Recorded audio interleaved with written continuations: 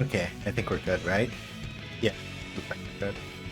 Turn down the music just a little bit, and I may have to go get up and grab a jacket right quick because it should not be 40 something degrees in March. I disagree with that, but neither here nor there. So let me go get a jacket.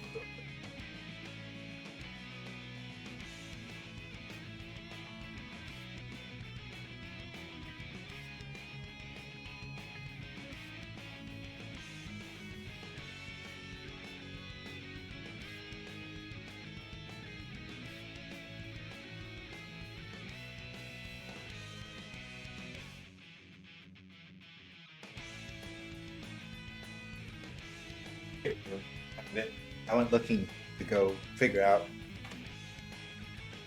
jacket because arms are cold, and finally did.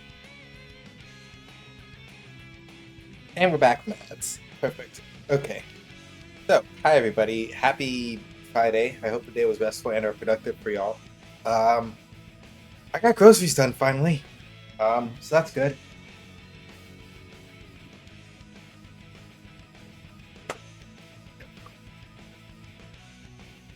I would be happier if it wasn't chilly up here the way it is.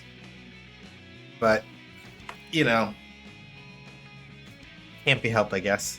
Hopefully everybody's doing well. Um, hmm. I guess we should talk turkey about this thing. Right.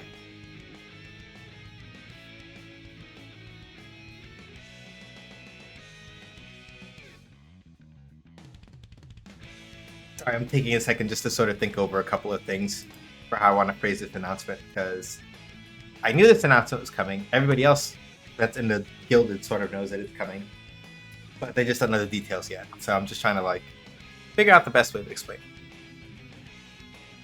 Also, hi Stubby. So yeah, all right, might as well just out with it. So I'm still finalizing a couple of the details. Still in talks with somebody with a company that agreed to pitch in on this. But basically speaking, for those of you that don't know, my 4th-year streaming anniversary, my streaming anniversary is on April 3rd. So like next week, it happens to be a Wednesday. That's 4 years of me streaming on Twitch.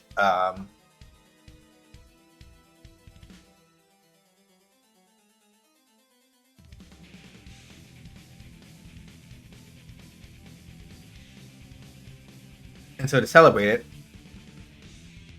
well, one part of it is celebration, and the other part of it is honestly a mutual aid sort of situation. So here's the deal. Basically speaking, I still have. I've talked about this vaguely before, but to be a little more explicit about it, right? I have been looking for a job basically since June of last year and have not really come up with anything. In terms of runway for me personally and where I'm at with that, I have functionally what is like one last shot to play around like May or June in order to kind of like keep going. This is a little trick. I shouldn't say tricky. This is something that is personally a little bit scary to ask for and ask about, but it is also part of the streamiversary, and I think it's important that I'm upfront about it. The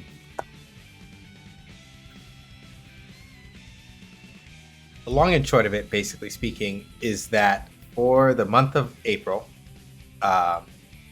and we haven't really been doing like charity fundraising this year and stuff like that because a lot of my energy has been focused on trying to get a job so I can like make sure that we're locked in and we're secure and everything over here. But for the month of April, starting from April 3rd and going through the end of the month, basically I'll be doing like a month-long not charity, that's not the right word. Sorry. Month-long mutual aid campaign via Ko-Fi that is basically just focused on like getting like a month's worth of rent, basically, to just sort of extend my runway a little bit longer before I have to look at the. And the last option, to be very specific about it and be transparent about it, is mostly just I pull money from my retirement fund, make sure that I like the 401k that I've been paying into for a while, that I have enough so that I have a couple more months in my apartment. I was thinking about this and weighing this for like a very long time, but a couple of people who are very upfront about giving like very sage advice to me about these things eventually kind of like encouraged me to like do the ask, and that there was nothing wrong with asking.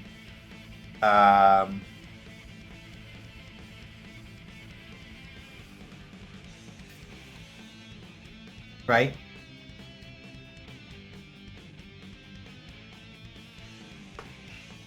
Yeah, I don't really know how else to kind of like phrase it and say it. Obviously, though, we're going to be, since it's like a mutual aid thing, we're going to be running it more along the lines of like, hey, so there are incentives and milestones and things of that nature. All of that is kind of like very similar. And the company that I reach out to in regards to like doing this mutual aid stuff, kind of also is willing to like throw in a couple of like bags of tea and things like that. Or sorry, let me phrase that differently. They are willing to throw in pre-blended tea mixes as part of the thing that we're doing. I'll have more details when we get a little bit closer to like the day of, but yeah, that's the thing that's going on. So in terms of like immediate, oh god, like SJ's going to be out on his feet. No, I have enough contingencies in place that like I've got a little bit longer, but basically I'm at near the end of like the runway that I had planned for before things start getting more okay. Now I got to go dig into like the retirement money to make sure that like I have a little more time to try to like figure out whatever. I'm still applying for jobs in the meantime, and things are still kind of like going how they go. If by some miracle, right, I wind up getting a job either during April or like partway through,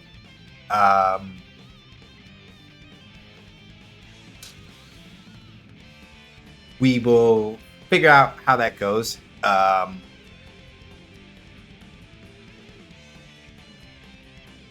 But yeah, it's one of those things where this is not a thing.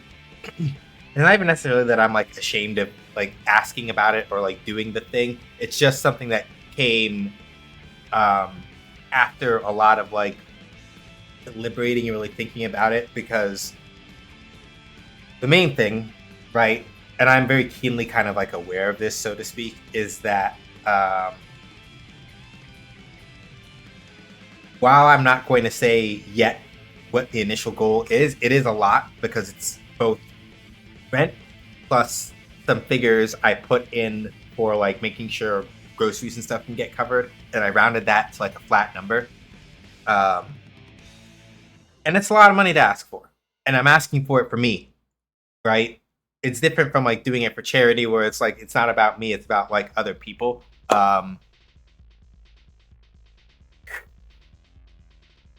And like regardless of what happens, whether we meet it or not, like I said, I have enough contingencies in place that I probably have at least another couple months, even if things don't turn around in April necessarily. So we're not like out on our butts yet or anything like that in terms of like how I'm doing and how and what I'm in.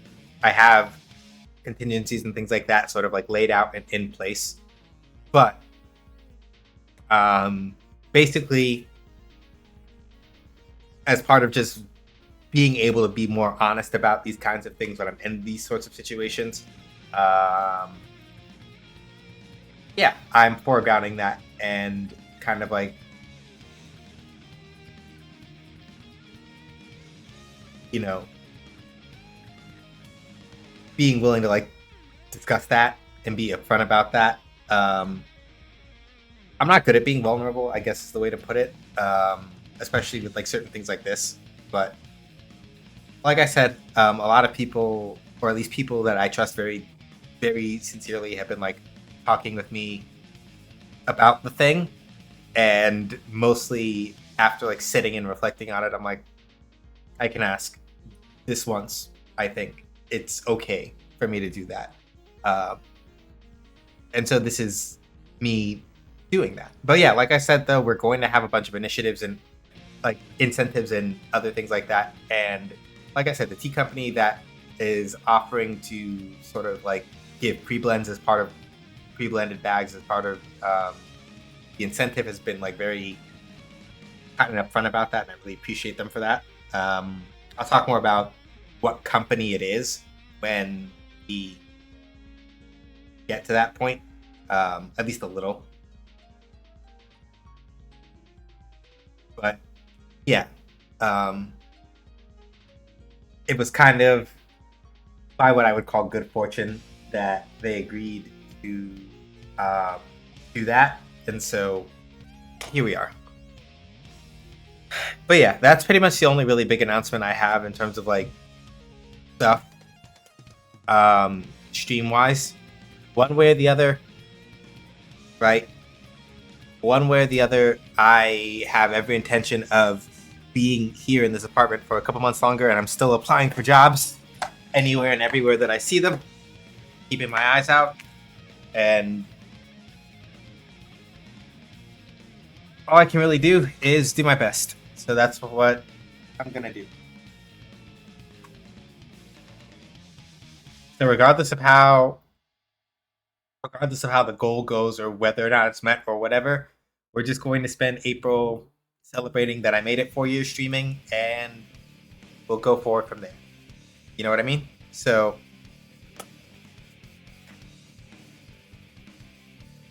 yeah, that's pretty much all I got. Let's go play some Guilty Gear. My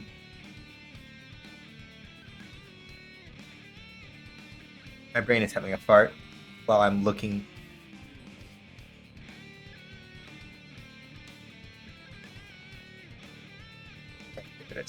I forgot to go turn on the other timers, didn't I? Let me go do that. So yeah, TLDR. I meant to do the giveaway today for the Under Night 2 key, but my brain skipped like a step and a half, and I would like to actually go do my submission for the second Under Night key so I can do both of them at the same time. So probably next week is when we'll do that. Maybe if I can get it by Wednesday, which I doubt because it's going to be Easter weekend, this upcoming weekend. But we'll kind of like see how that goes. But the plan is to, in fact, like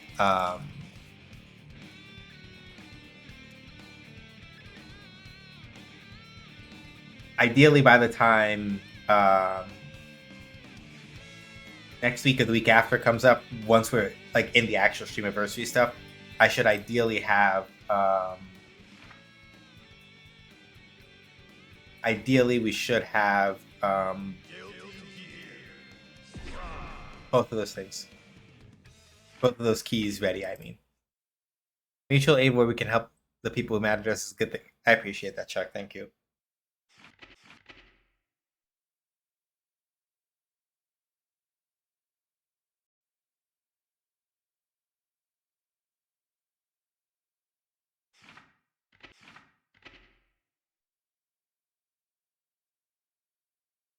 So the reason why we're playing Strive this Friday in particular is because, well, new character came out. I am not an ABBA player, but I will demonstrate for you the things that I do know about ABBA, so that we know kind of like what we're dealing with here.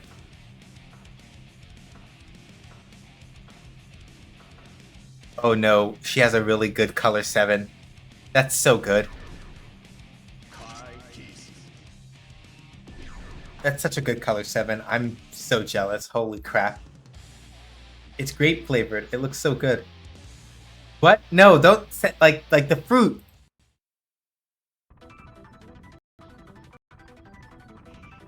Anyway, so I'm not an ABBA player, but I do at least know a little bit about how she works and can explain a couple of things.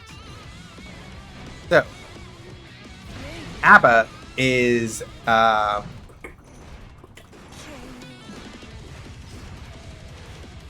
very interesting character. And as you can see, right, a lot of her buttons are big and kind of slow and very ponderous looking, right?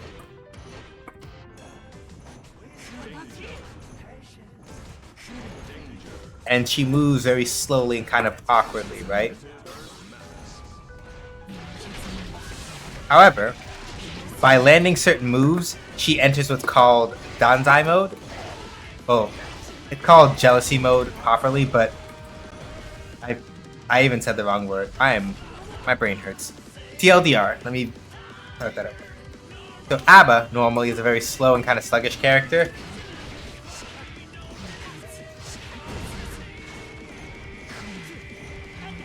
Right? Who has a lot of difficulty like moving around and like otherwise attacking and landing hits and things like that. She's not bad in her normal mode, but she does require a little bit more precision to opt, right? You have to be very deliberate about what it is that you're doing because you don't.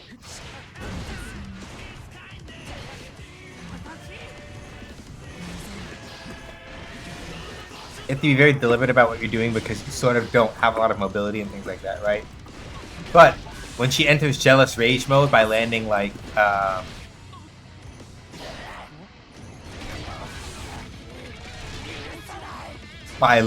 certain moves or executing certain actions, let me go to the command list so we can see what I mean.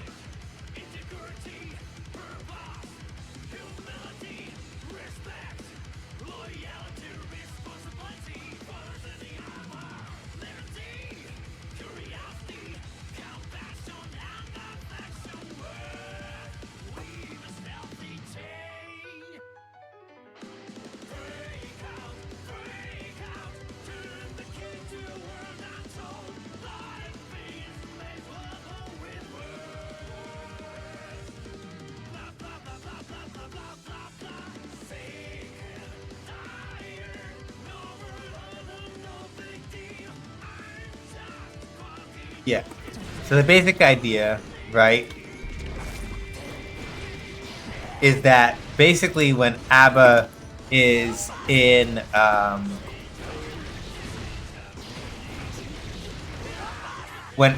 jealous rage mode, she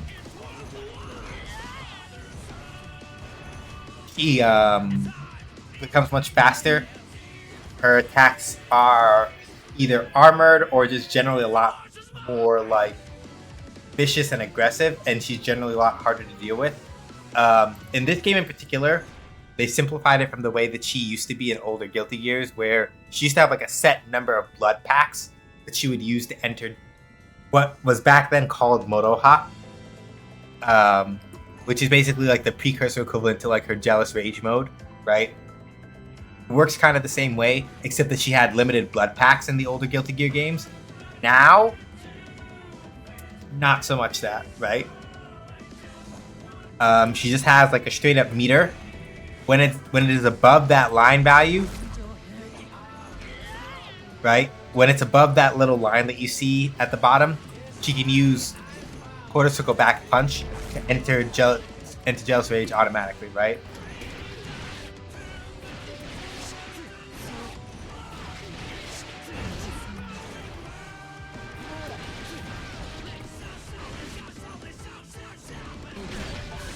And if she lands quarter circle back heavy slash, right? She enters jealous rage and gets a bunch of jealous rage meter. So then you can do things like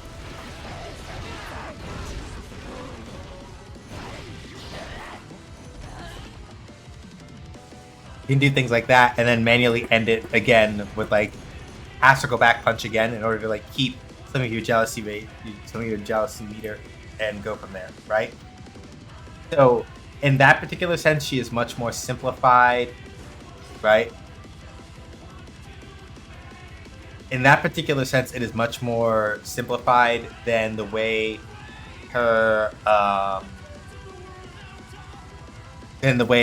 mode used to work previously. But it is still essentially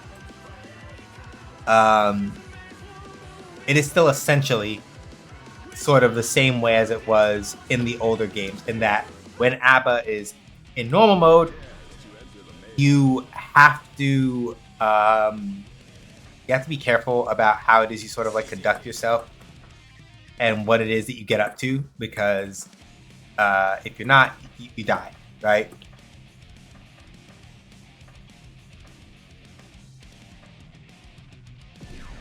Like, that is not really any different insofar as Abba is concerned from the older.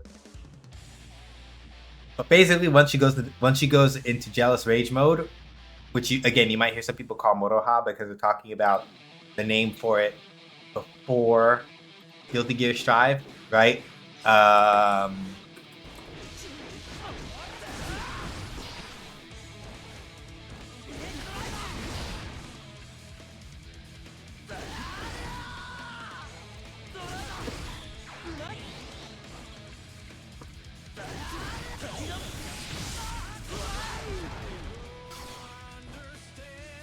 just practicing a thing with Sin real quick. Let me finish the thing I was saying about Abba. So Abba has always been a character where it's like you have to sort of manage between normal mode and Moroha mode to try to like keep yourself from either running it out before you're able to like properly do stuff with it, or from getting walled out from using it. And that's still the same in Strive. It's just that you have managed to, in this game, I should say, it has been arranged in such a way that it is a lot less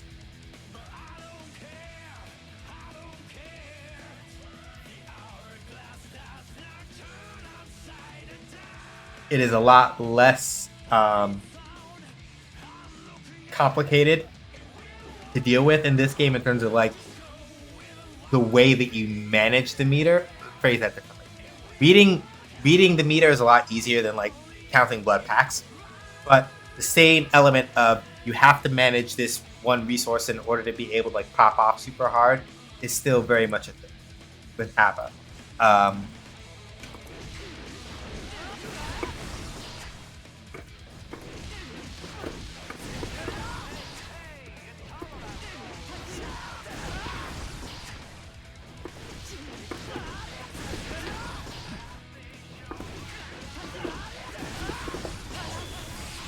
Okay, it's near the end, that's why.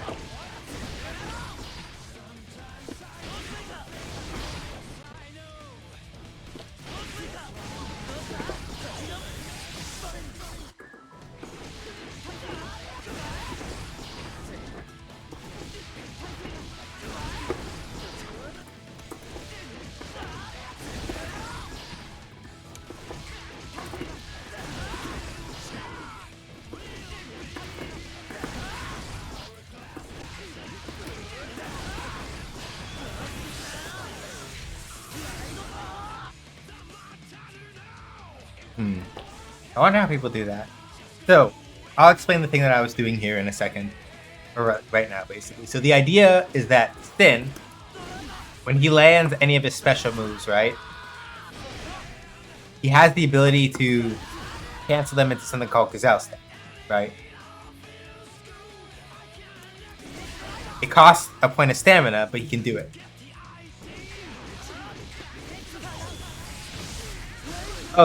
Oh. Okay, that's what it is.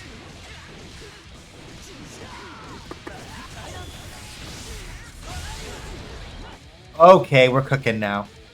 That's how you do it. I was like, but why isn't it coming out?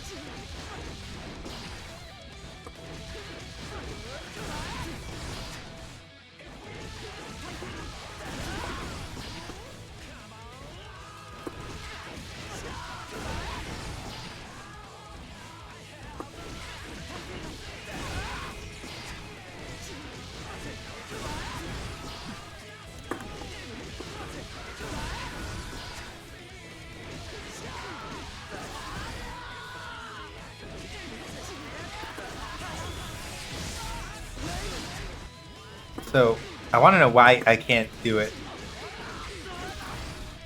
Probably because I'm just not doing it fast enough. So the trick that I'm trying to do here is that when Sin does Gazelle Step, right, you can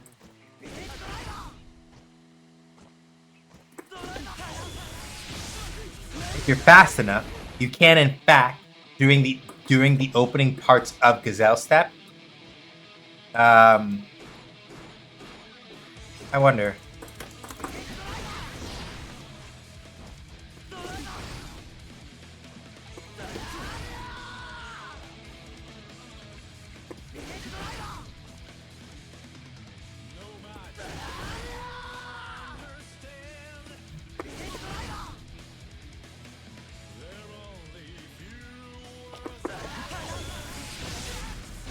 If you're fast enough, during the opening parts of Gazelle Step, you can cancel into super moves.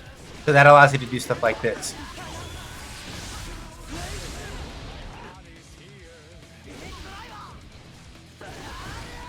But you have to do it quickly, right? Which is the hard part that I've been trying to figure out how to do consistently.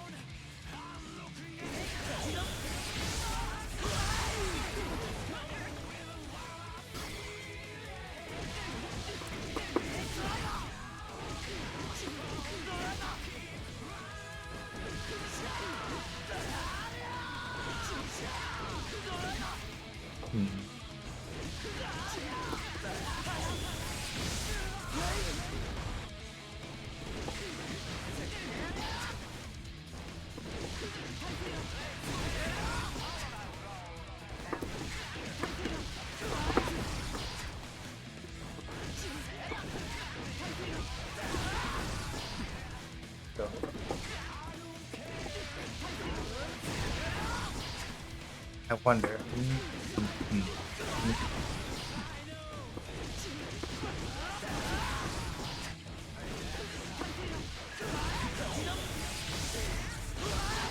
Okay, that's the trick. At least for Tyrant Barrel. So I'll explain what I'm doing in it. I'll explain what I'm doing. So, the trick is, at least from what I'm figuring out right now, like I said, in order to like actually get the super moves to come out, you have to do it like very early in the Gazelle Step, right? So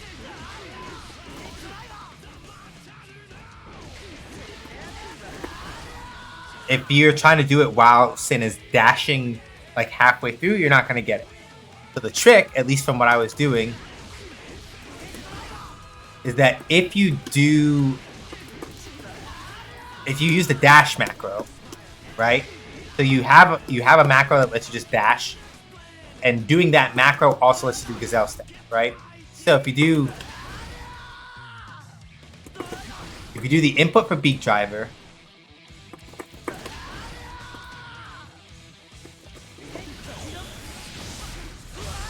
so it's a little bit tricky to see, but I'm going to try to see if I can point it out. If you look at the input reader on the far right side, start reading it from where you see that gap right above Kai's leg, right? I do the quarter circle forward heavy slash. So 2, 3, 6. I know y'all can't see it. And I can't get my pointer to show up on screen, or I don't think I can get my pointer to show up on screen, or I would. But if you read it from right about where that gap is, from the bottom up, you see that I do 2, 3, 6 heavy slash, right? Then I do 2, 3, 6 dash, 2, 3, 6 P. The input for Tyrant Barrel is 2, 3, 6, 2, 3, 6 P, right? So if you do it quickly enough, you get Tyrant Barrel. So the trick is that if I put in a quarter circle forward, right, in order to do the while I'm doing the Gazelle Step cancel, or while I'm canceling into Gazelle Step, right, it basically pre-completes half of the motion, and the only thing I have to do after that is then do quarter circle forward punch, and it does the rest of it.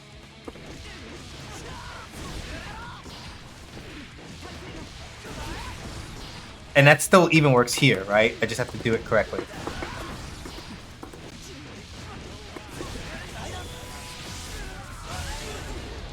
And thus we get it, right?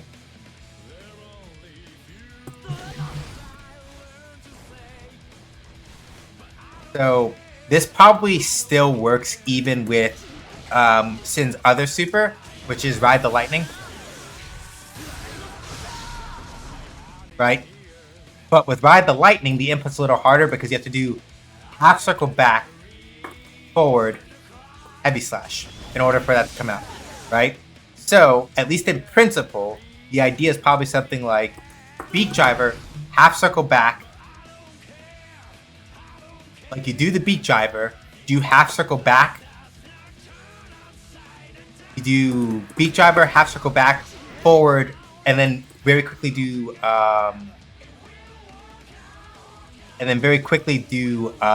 forward heavy slash, and that will probably do it.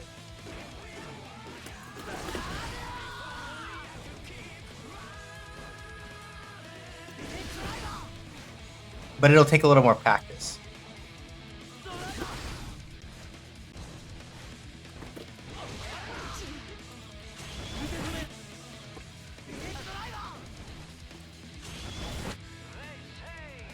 Or I could just churn it a little, I guess.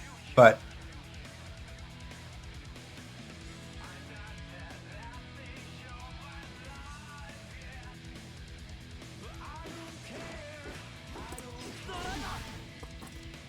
yeah, if I churn it, then it kind of comes out, but I would prefer not to churn it if I don't have to.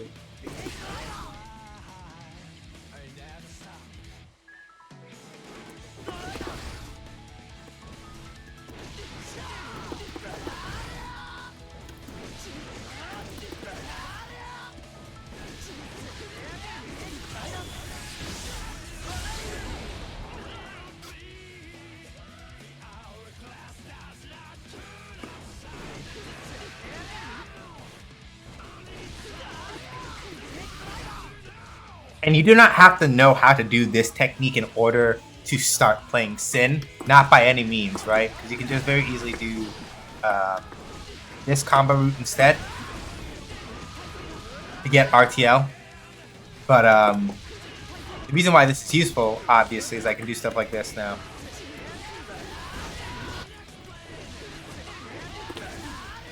Provided that I like actually do it correctly, right? I can do stuff like that. If I could do it correctly, I could probably also even convert that into like an RTL relatively easily.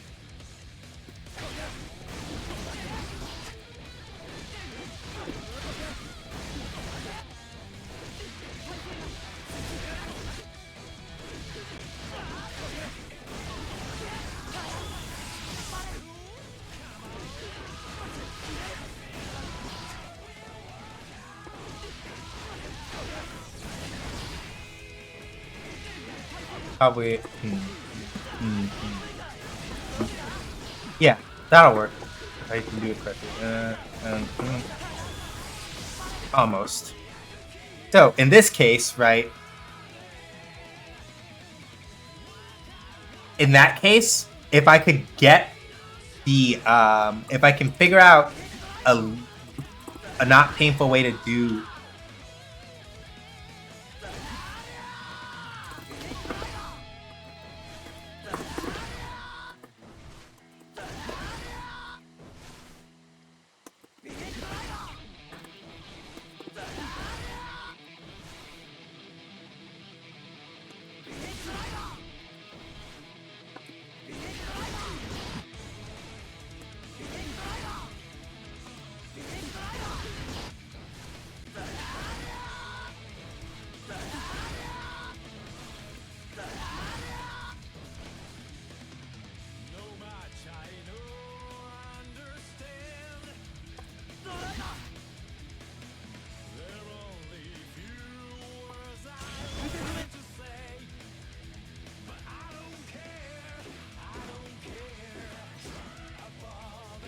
I wonder if you.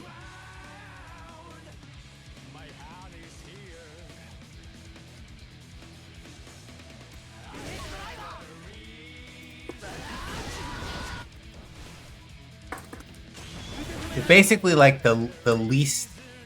No, Kai still has it. Sin never took it. Sin. I'll put it like this: Kai and Sin have both always words are hard. Sin having RTL never took it from Kai. They just literally operate differently, and they always have. In both Xrd and in Strive, Kai's. I'll use him to demonstrate this. I can remember how to turn on my recording.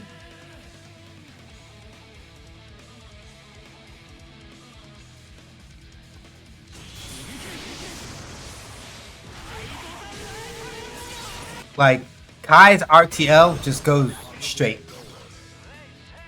Kai has not ever not had Ride the Lightning. It has always been a move that he has had, even if its form has changed in different ways. Sin never took it from him. The main difference is that Sin's RTL has always been steerable. Maybe it wasn't in like Overture, and that's the only thing that's maybe the only game I can think of that might be an exception. But no, like, Sin has never taken RTL from Kai in the sense that, like, oh, Sin has it, so now Kai doesn't. They've both always had it. It's just that they literally just operate differently. Overture is the only Guilty Gear game I played with Sin in it.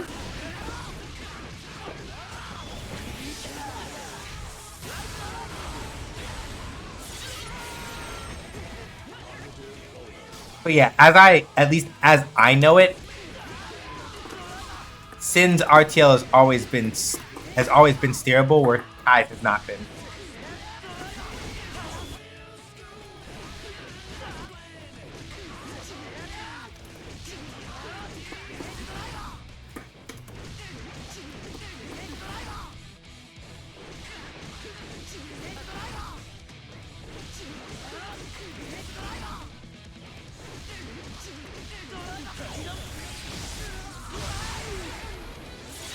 Yeah, there we go.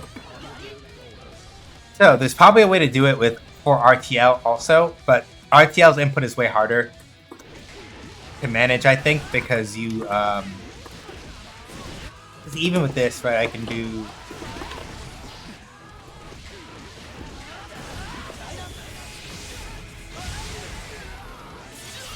that and we're good.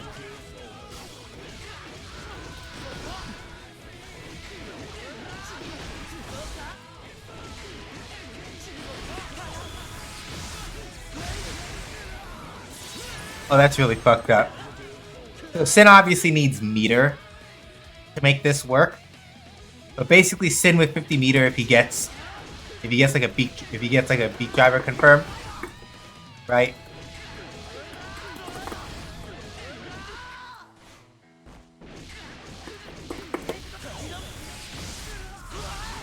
Then it's pretty much a done deal, right?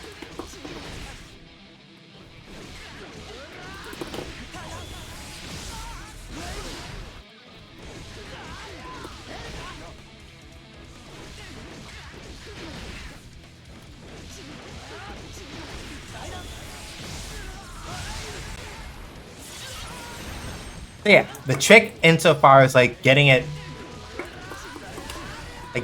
from Tyrant Barrel is that you basically do, like I said, you do quarter circle forward. You do quarter circle forward for the quarter circle forward dash, right? You do that into quarter circle forward P, basically.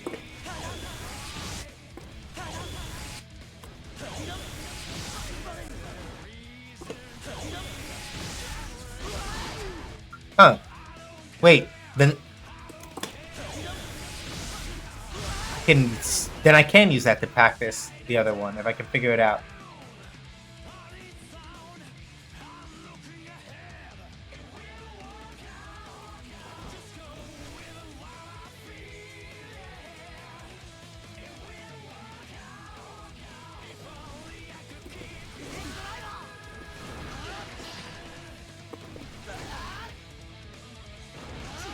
Because if I could get...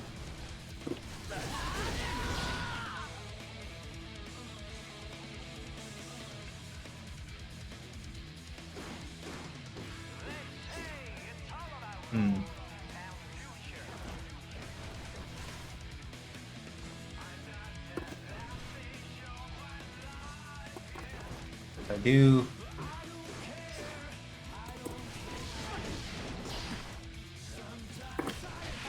Nope.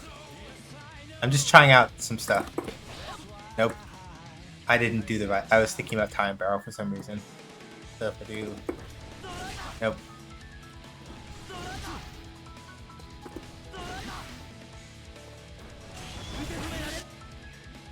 That was almost hit.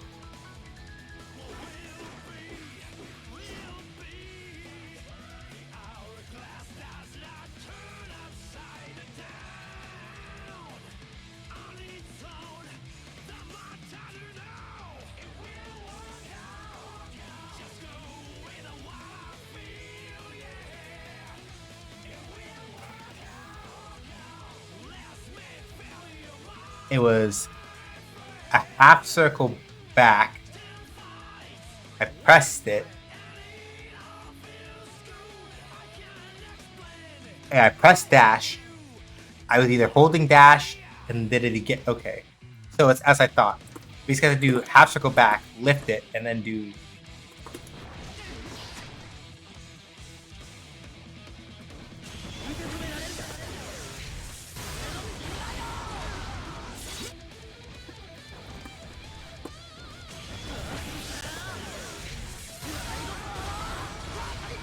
Okay, so that's probably how you have to do it as the macro also. So to explain what I'm doing, right? To re-explain what I was trying to math out here. I was trying to figure out how can I buffer the inputs for Ride the Lightning, right? How do I buffer the inputs for Ride the Lightning in order to set it up so that I can get a cancel. Hey, Ham. How do I figure it out so I can like do the... How can I figure it out so I can get the same buffer effect that I get from doing, like, for example, if I can do this without choking now. Right? It's like, okay, what inputs do I need to do to get that effect, but for RTF? And it looks like the answer is you do half circle back, right? Or even just like forward, down, back, dash, and then do forward and heavy slash. And if you do it quickly enough, you get that. Which means that if I do this correctly, right? When I do beak driver, I should be able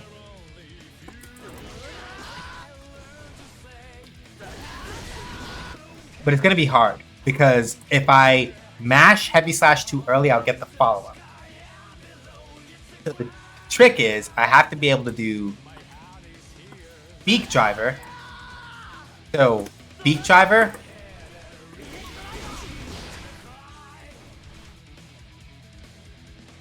I wonder. So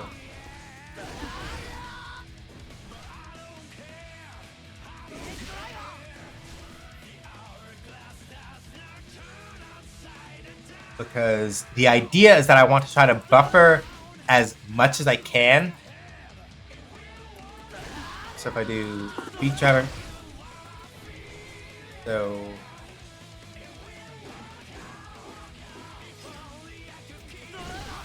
if I do beak driver, okay, so beak driver, then quarter circle back, beak driver, quarter circle back. Feature.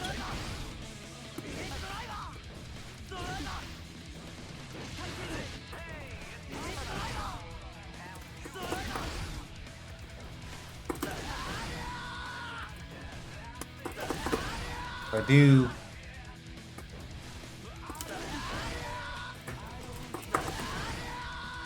hang on. Okay.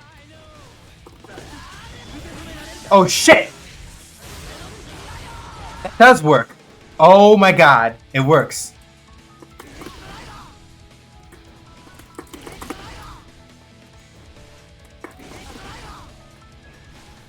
So, beak driver, quarter circle.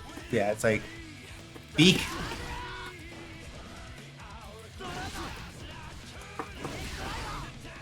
Damn it, I should have looked more carefully at the inputs. But functionally, if you do...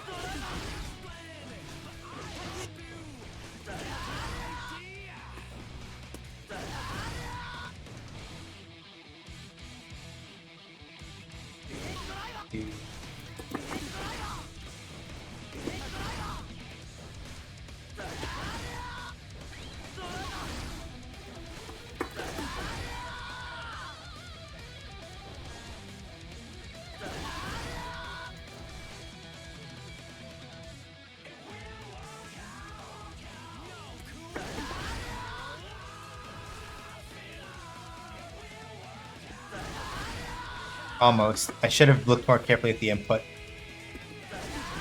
The thing I was trying to do, because you can cheat, well, not cheat.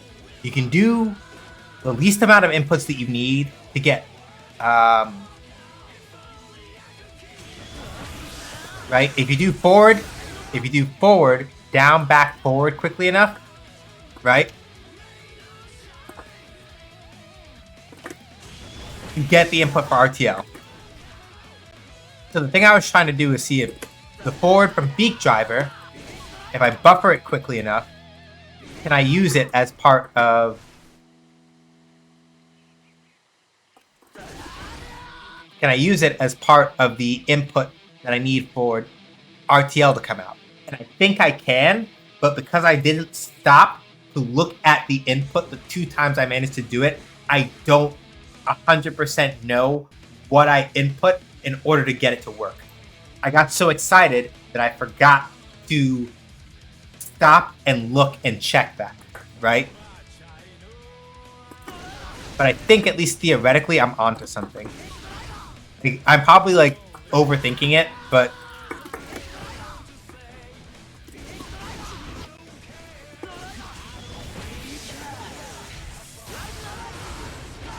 almost. Because you shouldn't be able to cancel beak driver directly into RTL. Never mind, I'm full of shit. Yes, you can. Which is weird. I didn't think that, like...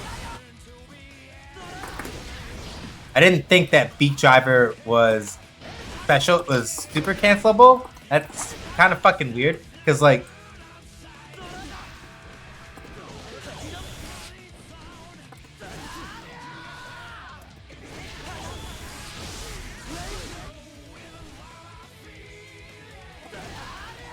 Yeah, because, like, that's not...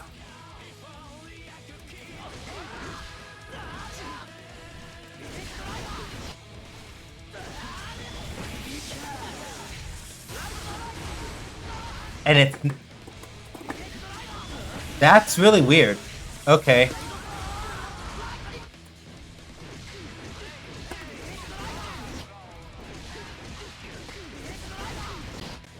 Apparently... Beak driver has just always been super cancelable into RTL. I just never knew. How I know that? Watch. Right? Notice that Sin's stamina gauge is not depleted at all from doing that, right? If it was the Gazelle step cancel, then it would have depleted. Like so, for example.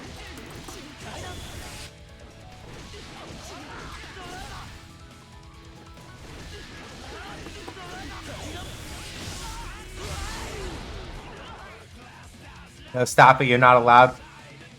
Practically speaking, I would not use this on you.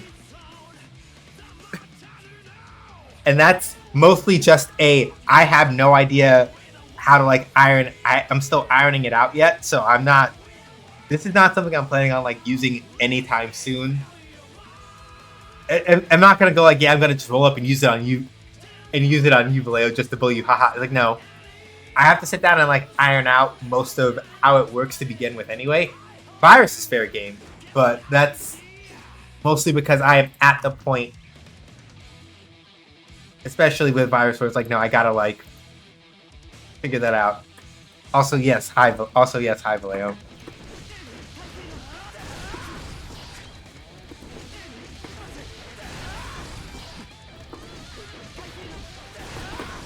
Hang on.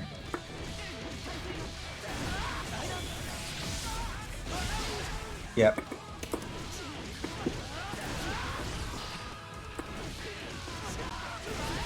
Hang on, I just gotta be a little more deliberate.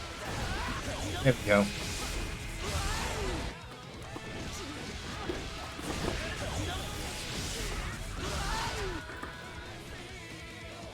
So, well, yeah, Beat Driver being cancelable into RTL is weird to me.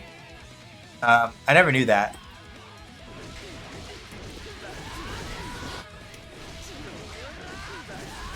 And it looks like it's only if you do Beat Driver.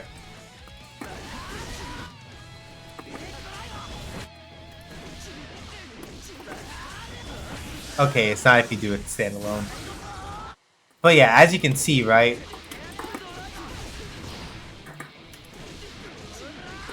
Even if you're able to like directly cancel into it. Because normally it's very few super moves that are actually like very few special moves that are usually directly super cancelable in Guilty Gear. It's usually the exception and not the rule, right? It's not like Street Fighter where you can do like Ryu's Hadouken and then do Shinku Hadouken right afterward if you're quick enough. And it hits. It doesn't really work like that in Strive. So it's a little weird, but not like in a bad way. But as you can see, right, like the distance after RTL, after like Beat Driver, if you try to cancel directly into RTL like that, it's not going to work. Which is why ideally you want to be able to like do like the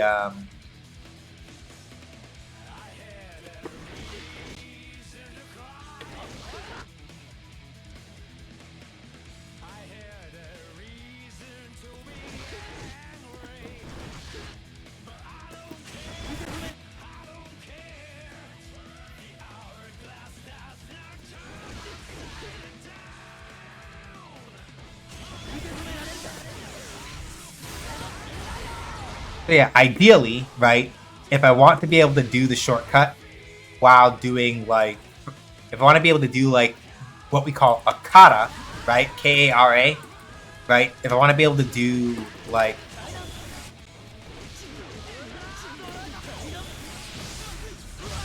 if I want to be able to do like kata time, like the kara version of Ride the Lightning, I basically need to be able to do this input on demand. I did forward down back, did the dash macro without holding like back or anything. So you do like forward down back, dash macro, and then forward heavy slash, and it should come out like that. So obviously now, like working that into the Beat Driver is the hard part.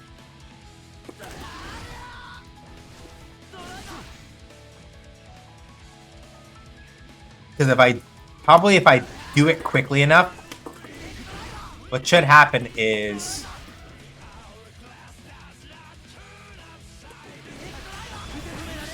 no, that's the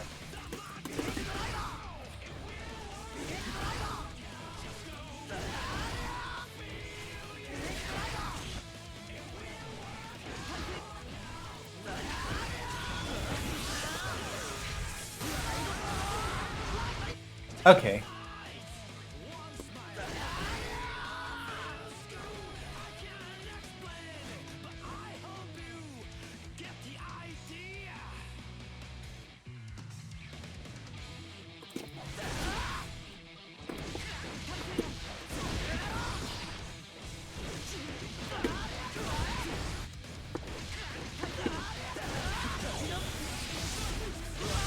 Anyway, I think that's enough of that for now. I mostly just wanted to start practicing that because that's the one major piece of tech with Sin that I have not been making a habit out of, like, actually bothering to learn how to do. To be very blunt about it, that is literally the major piece of tech for using Sin that I have not put any serious effort into trying to, like, learn how to do consistently. But I'm hitting a point where I'm fighting other people where that is not doing it anymore, and I have to kind of like push my limits a little bit.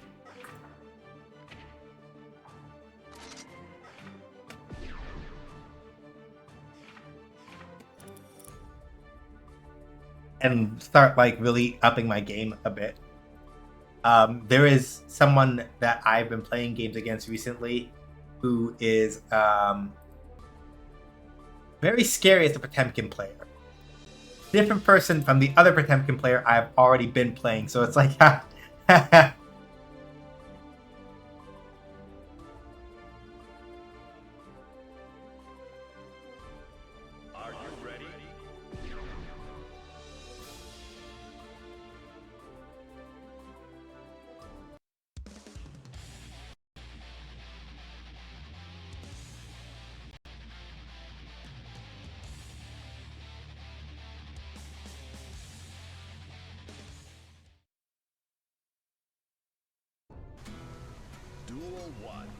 But yeah, hopefully, Valia, you're doing well. Alright.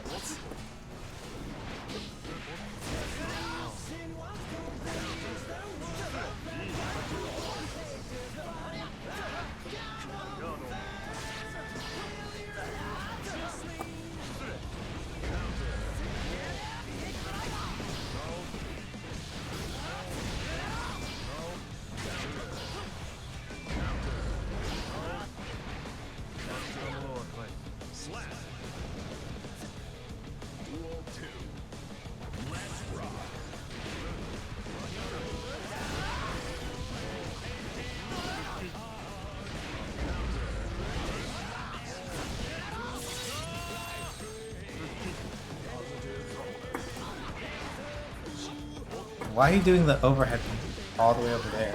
Like, that's not going to work.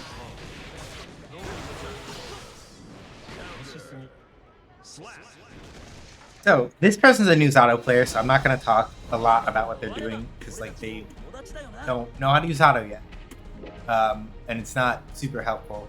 But the general idea is that, as far as, like, what most Zato... as far as what Zato generally prefers to do in most situations, is that for Zato, the ideal is figuring out a way to set up the release of his Shadow Eddy, so that he can use Eddy to help cover his approaches and things like that. This Zato player is either new to Guilty Gear, new to Zato, or both. So they do not have the heuristic to like actually do that in a way that matters, unfortunately.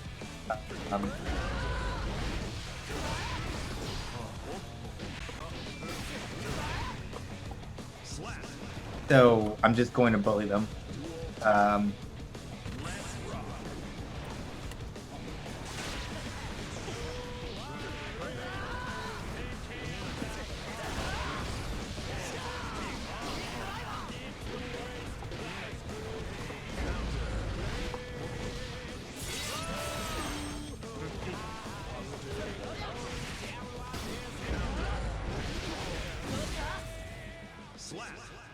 Yeah, this is somebody that I think is like straight up just new to Guilty Gear.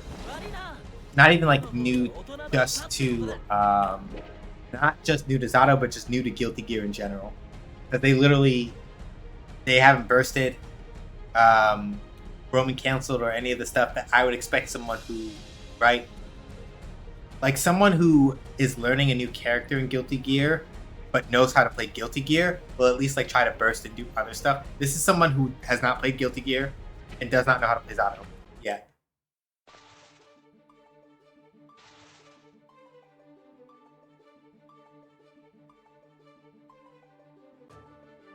But as a general rule of thumb, at least for me, right? This is the way that I look at this, right? If you are just getting started in a game, right? Especially in a fighting game. If you are just getting started in a fighting game, right? And that fighting game happens to have Mankind knew that they cannot change society. if that fighting game happens to have like a ranked mode or whatever, your first port of order should not be to go into ranked mode. If you're like, I'm learning this fighting game for the first time, I'm gonna go to ranked mode and just learn how to play. No. This is not me saying, let me phrase that differently. It is not to your benefit to do that, right? This is not me saying, oh, don't get in don't get in matches against people early, right? I'm not saying that. I'm saying don't do that in ranked. There are various reasons for that, but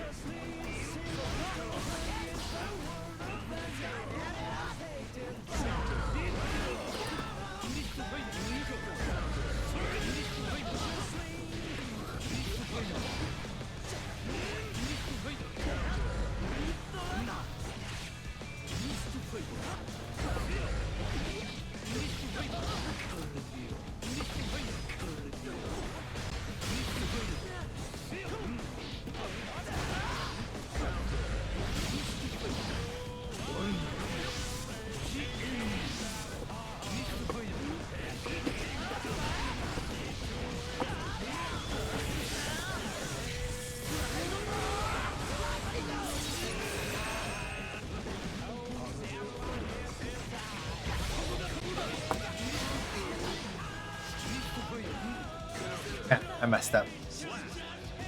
On the other hand, like this person, right, they have a pretty good idea of how to play Guilty Gear, right? And they also know how to use Johnny.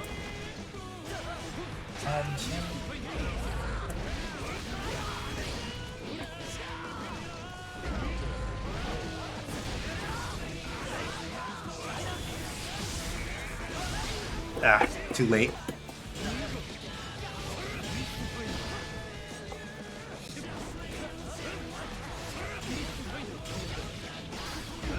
Yeah, as y'all can see, right, Johnny's main thing is that he has his attacks have very specific reaches and ranges, and some of his attacks are a little slow, but he's very good at controlling space, and if he uses his cards correctly, is good at creating pressure strings that make it hard for you to kind of like contest.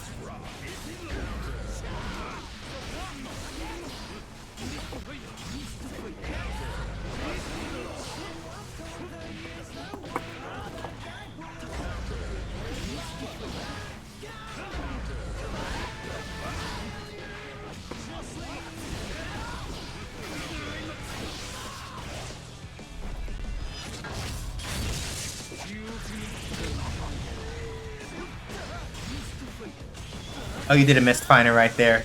You're gonna get hit.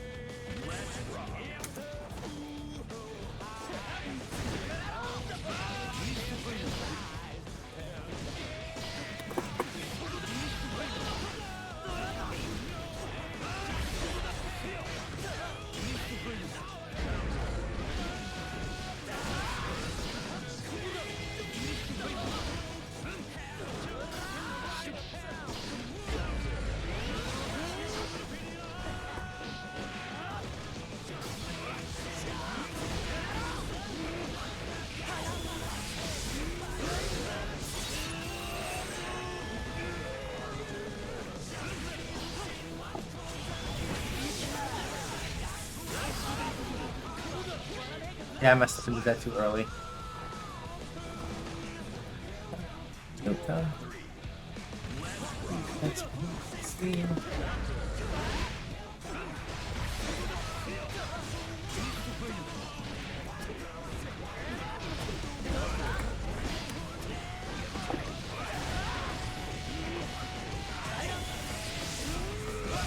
Too late.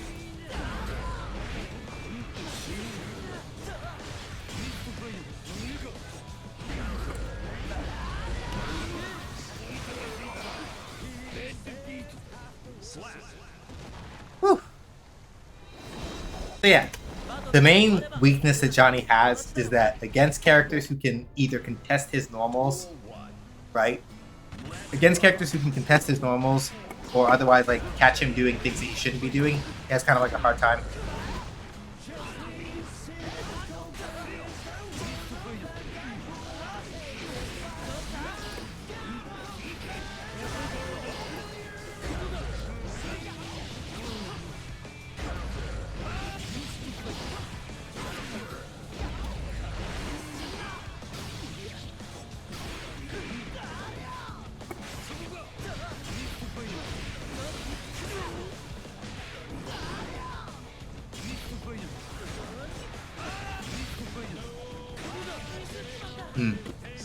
I thought that he was going to be closer, and so I tried to do a 6 feet to snipe him out of the air, and messed up. But that time I didn't.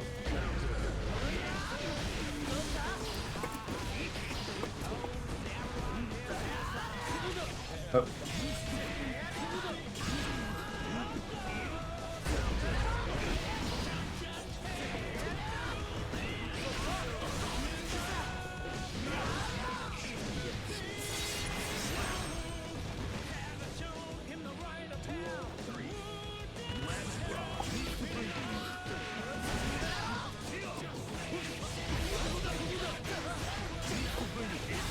Oop, that's fair.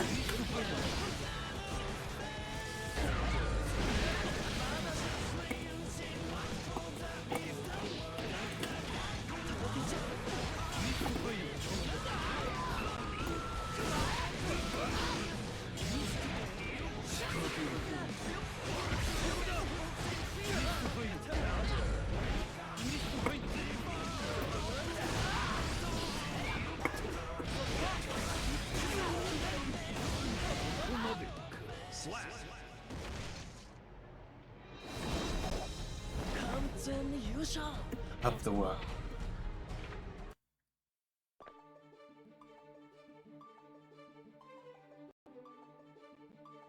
So we're working on it. We're working our way. Cause like yeah, y'all notice that like I'm not even like I'm not pushing super hard on like trying to get that new combo that I just learned in. I would like to try it at some point while I'm doing this, but I'm also very keenly aware of the fact that it's like new muscle memory in the middle of a lot of other situations is like really difficult to get down. I'm not like trying to like get it straight up, but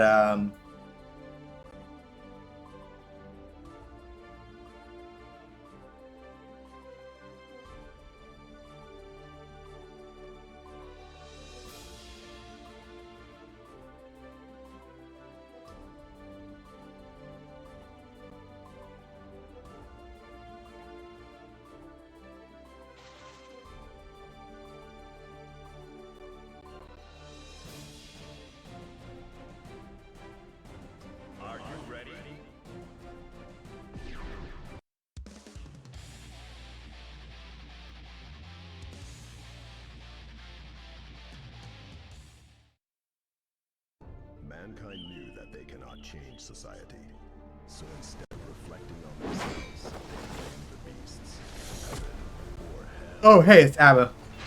Hi, hello. Stardew is more addictive than I anticipated. Yeah, I hear that from people a lot.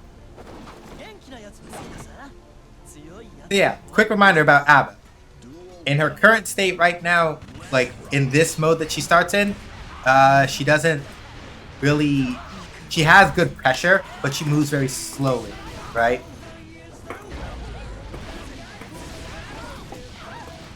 The thing that I need to avoid at all costs is getting hit by my key grab, because that will open me up to getting absolutely shat on in Jealous Rage mode.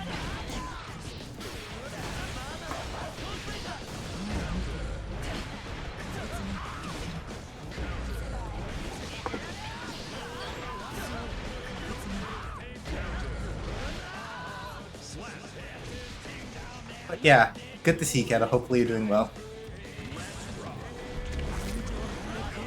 Yep. Went for it early, but let's see.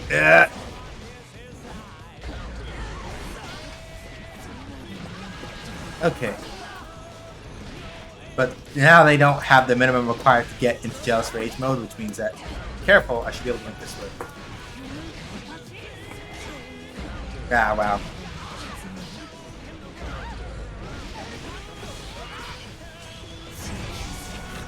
Yeah, I got hit by that.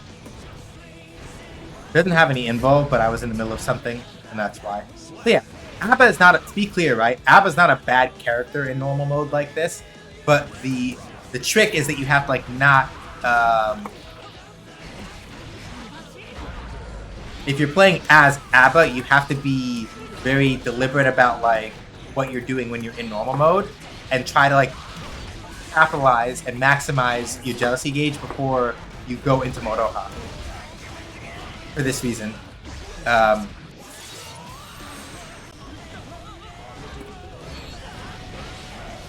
Yeah, once Abba is in Moroha like this, right, or Jealous Rage mode as they call it, right, you can beat her, but you are guessing against somebody who is moving extremely fast at you, who has at least one armored move that you have to grab instead of trying to hit her out of it, and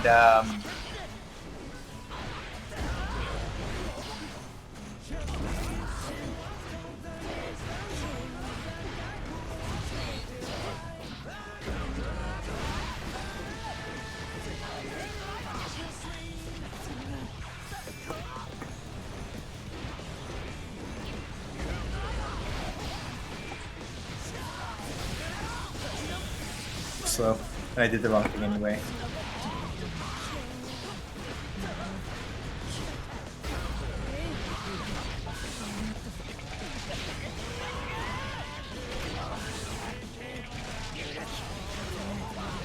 Damn. Damn. Hit me with that fucking rude. It's my own fault, though, because I wasn't paying attention to what I was doing. Alright. Hey, LeShoy.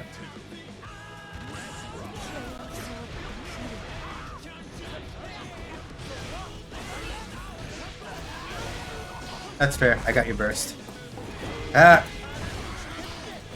Just gotta wait it out a little bit. Yeah, they got out.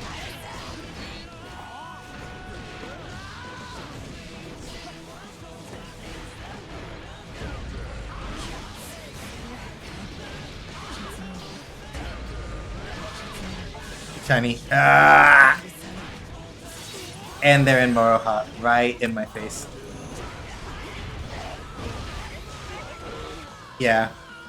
So yeah, that's why... Yeah, like... Abba is... Abba is a character who, right, despite seeming like, oh, she's really slow and that's really bad, it's just that you literally have to, like... It's literally just, if you are the Abba player, you have to understand how to manage DANZAI. That's pretty much... Well, not DANZAI. You have to understand how to manage Jealous Rage mode and Moroha. Abba's good, to answer your question, Shiny. Abba's never been, like, a bad character, just, like, difficult to use effectively if you don't know how to manage your resources. So... And, yep, there we go. Right into Moroha.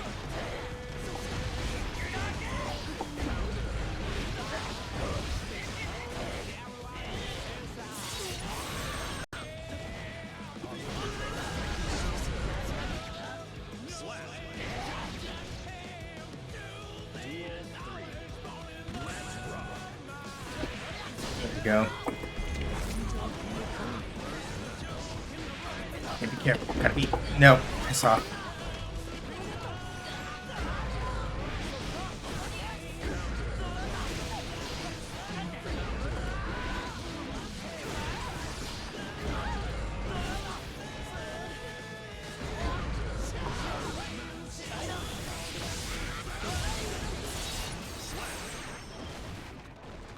But yeah, like Abba in Monoha mode is basically has always been like you just don't fuck with this character, right?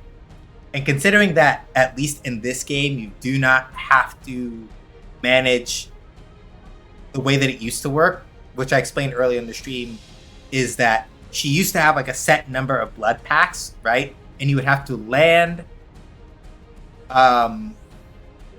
say a move very similar to what she does to enter it in this game.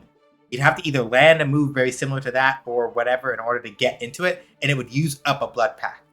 In this game, Abba doesn't have blood packs. So now, getting into and out of Jealous Rage mode is just make sure that you have enough meter in the tank, right? Before you attempt to engage it, and then you're good to go. So, you know, Abba is a good character. Abba's fine.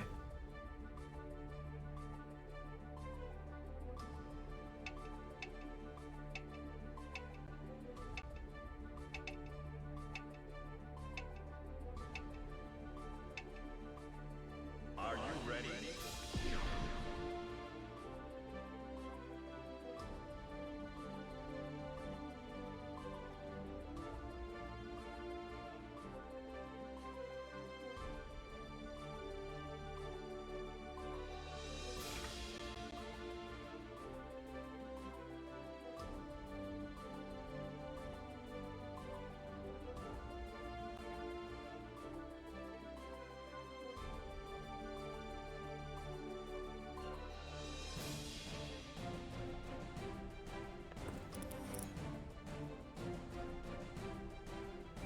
But yeah, no, she's always, yeah. So yeah, she's always been, like, it's like that meme where it's like, always has been, always has been.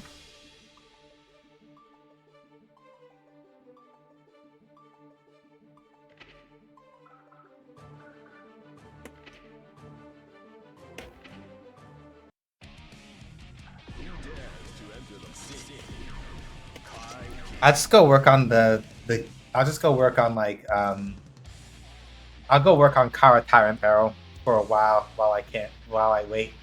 Because Kara RTL I'm not gonna be able to do anytime soon, I don't think. Not consistently. So much better use of my time to get used to that.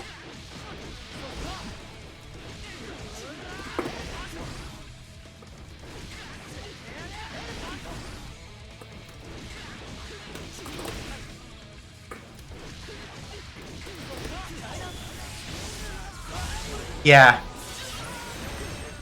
So like I have a little bit of luck as far as Sin has I was talking about this earlier, LaShoy, and you might already know about it, but in case you don't, I'll re-explain it. The basic idea here is that Sin has the ability to kata cancel the first couple frames of Gazelle Step. So if you buffer your inputs correctly and use the dash macro,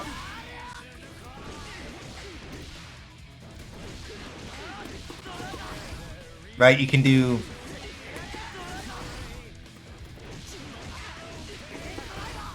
I'm of course farting on it now when it's important to not fart on it.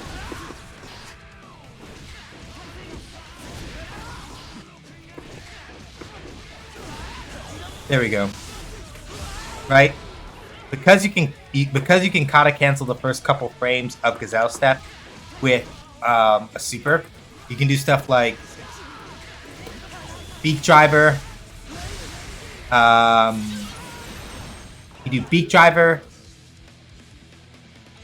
do the Gazelle Step with the macro, and that will give you a way to buffer the input for Tyrant Barrel behind it.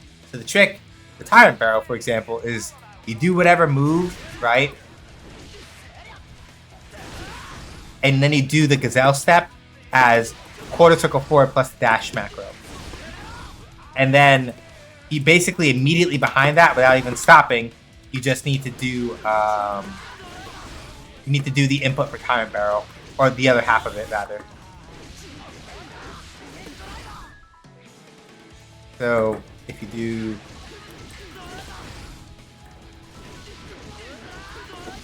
like that, like you can see if you look at my input history, right? I did quarter circle forward dash macro, quarter circle forward P, And that first quarter circle forward with the dash macro was the first part of Tyrant Barrel.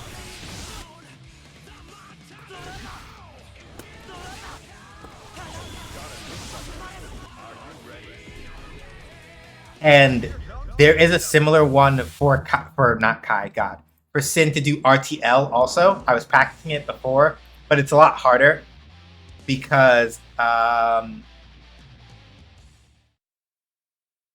knew that they cannot change at least as far as I can figure,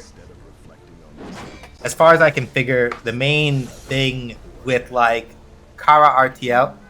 God damn it, Strive. Are you okay? Strive, are you okay?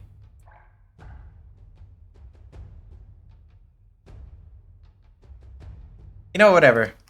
Let's go play Under Night. Because those servers are acting weird and it's getting on my nerves.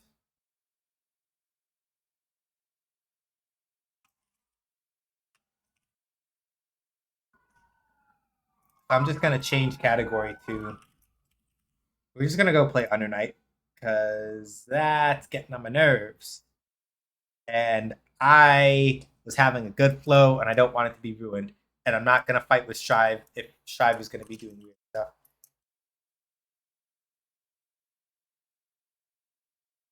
So let's go play Under Night 2.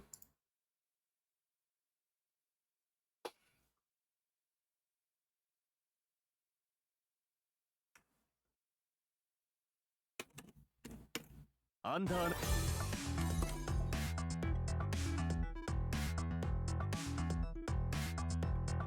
Network.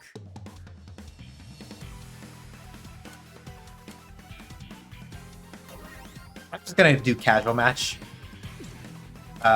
with Nanase because I'm not feeling super sweaty tonight.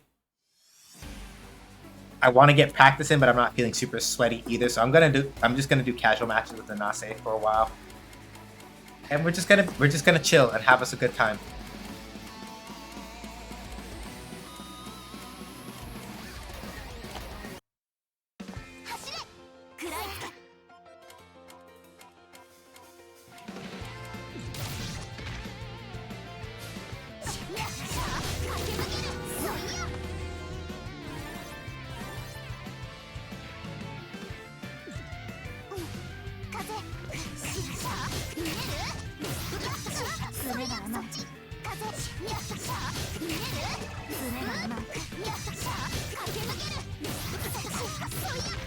There we go.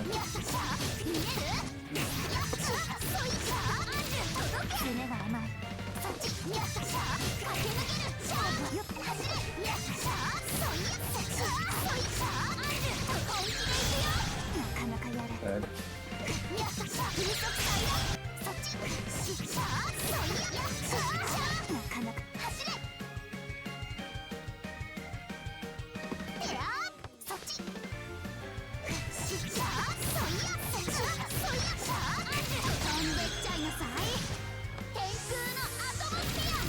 That's pretty good. That combo does work. I just have to make sure that I'm doing...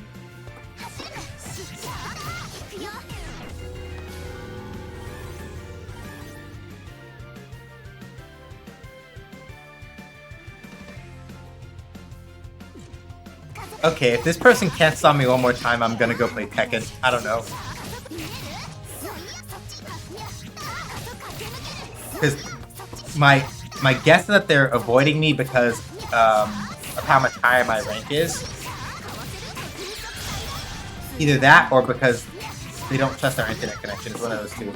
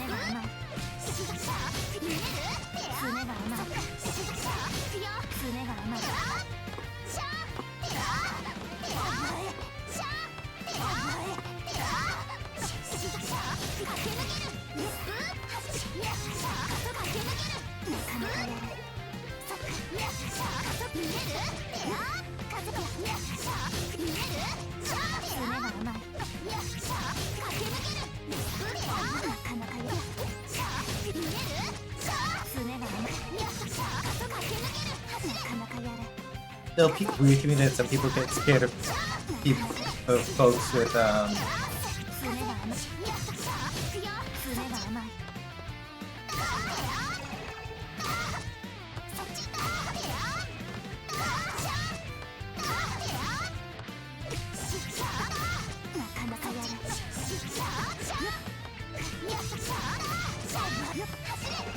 that some people get scared of. No, I guess I did start out by getting my ass beat by Mimo for a few dozen hours. Yeah, I'm used to it. Yeah, it's one of those things where if you don't understand, and this is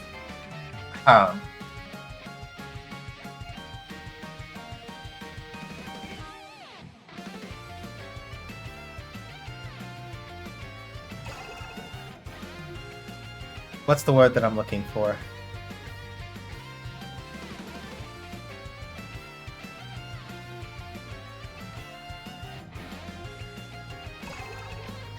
It's gonna come to me in a minute. Right. So the thing is that you have to... Let's play Tekken while I do this, because people are chickening out, getting on my nerves. So, lol, it's like Tekken 8. Playing Tekken.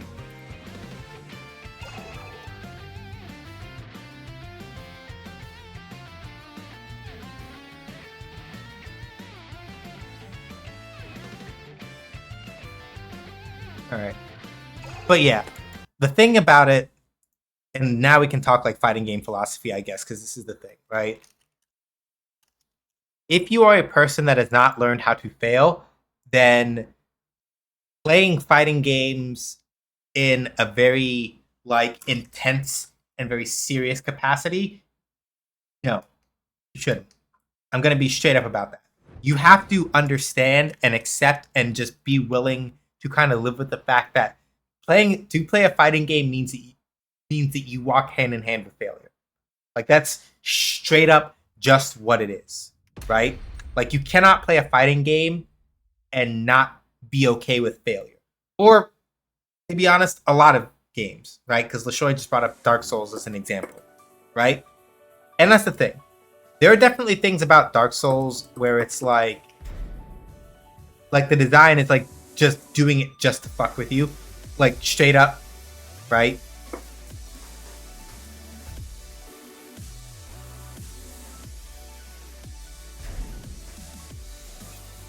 Like there are times where when you're playing like Dark Souls or a lot of other games in that vein, they are doing things just to fuck with you, right? 100%. There's some things where it's just like, no, they kind of just like, they kind of just do some stuff and it's like, lol, you thought, and you get caught out by something you weren't expecting, right? But kind of the more pertinent thing, right? At least in many of those situations, is that, especially in the case of the games that we're talking about, right? Like, the fact of the matter is just that, like, yeah, you're gonna lose, you're gonna die, and it's just what it is, right? And there are people who hear that and they become afraid and self-conscious, and they go, but that's so discouraging. What do you mean I'm gonna lose? Are you saying I'm bad? It's like, it has nothing to do with how good you are or aren't. You are playing fighting games, you're gonna lose at some point. It doesn't really matter how good you are. Like it is just going to be a thing that happens to you at some point.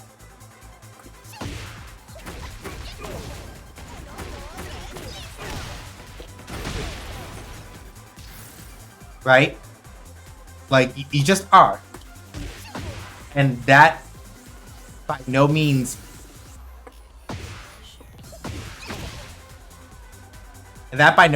means that you're like, oh wow, you're a bad person because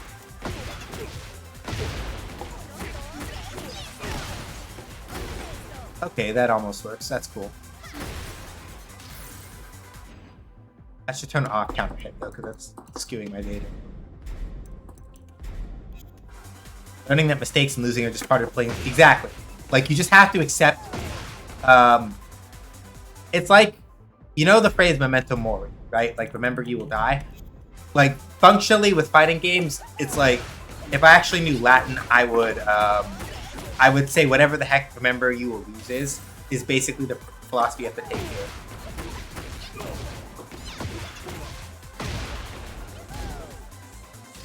Like, the fact of the matter is going to be like, just, right?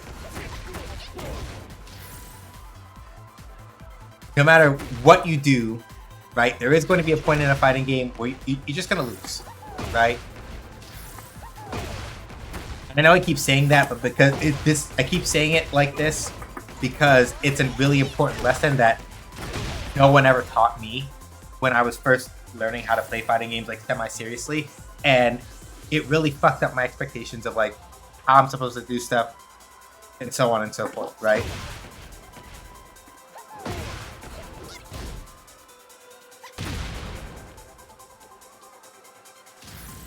Let's see.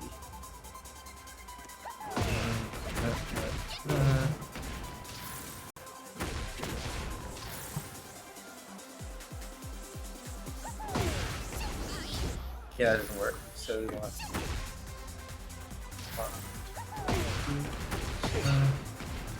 Yeah.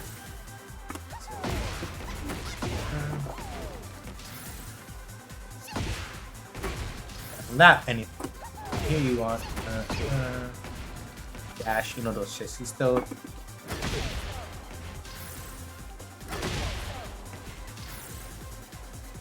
Makes sense, yeah. Mm-hmm. So, I should explain a little bit about, like, Tekken combo theory here. Somebody was kind enough that I know to be like, hey, so here is the way that you deal with Azucena combo, right? So here's the thing, right?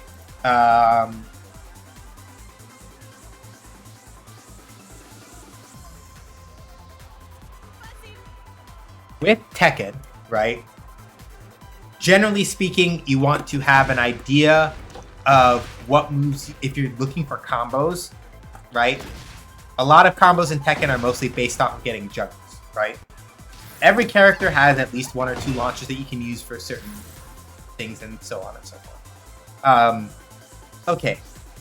Because I'm a picky motherfucker, I'm going to be using numpad notation for Tekken, which is common more in, like, Japan and Korea. I think also China as well. In most of, like, East Asia Tekken, you have Tekken's specific notation, which is 1 and 2 for left punch and right punch, and then 3 and 4 for left kick and right kick. But I don't like that. Hi, Cal. How are you doing? Hopefully well. So instead, we're going to use numpad notation. So LP, RP, LK, RK, right? So for Azucena, for example, right? 3RP, and if you counter hit, 9RK are her 2 launches, right? So if somebody's trying to, like, throw a low at you, you do 9RK and they get launched, right? Then you can do 2, then you can do, like, this, 2LK, LK, RK, and you get a launch like that. Which you can then follow up with, like, 4RK, LK, RK, LK, and bam. So as an example, right? Somebody throws a low, counter hit them. Bop, bop, bop. Dash, bump, bump, bump, bump. Triple dash. Well, in that case, that doesn't work because they were knocked down. But in that situation, you would do something like this. Dash. And I'll probably just do that. That will hit. So let me do. Bop, bop, bop. Bop, bop, bop, bop. And if it's a wall anyway, that will hit, right? So yeah. most characters have at least a counter hit launcher, kind of like this, as well as just a regular launcher, like this. So from the regular launcher, Azucena can do a bunch of stuff, right? I could do like bop, bop, bop, bop. Hang on if I can do this correct.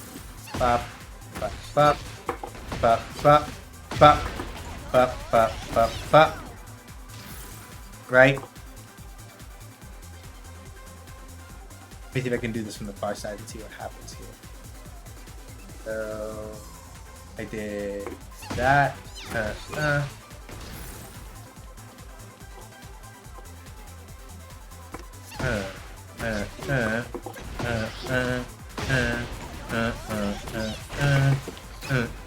Almost got it, right?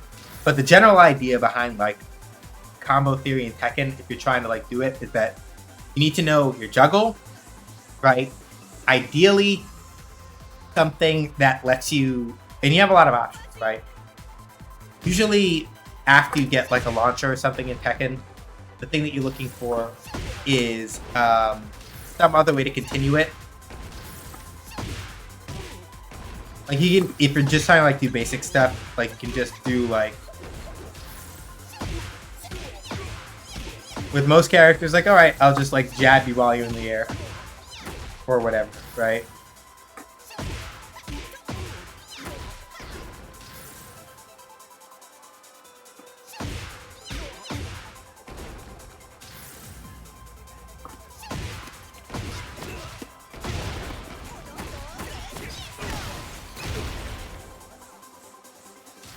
The main thing that I did when I was trying to like, figure out how to do this stuff with Azucena is that somebody basically told me, hey, right, like if you launch somebody, you can use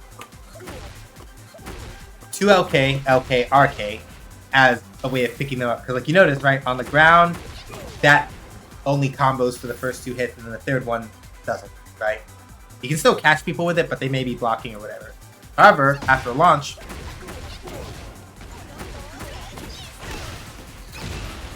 you get that instead, right? Or you can do like launch, this, like launch, bop, bop, launch, hang on, do it again, launch, bop, bop, dash in, go from there, right? But yeah, hopefully you're doing well, Cal, good to see you. Yeah, and then even this should be like, right? Or, hang on. I should be able to, I think, if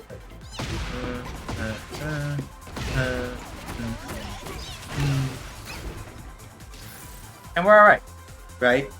So, basically speaking, right, most characters have a standalone launcher of some kind. And if they don't have like a low crush type of launcher, they may have like a sweep launcher like Xiao Yu has, or they may have like a wild rising launcher. So when you're crouching, right, as Azucena, if someone is mashing a button while you're rising and you press left punch and they get hit by that, well, I did it wrong, but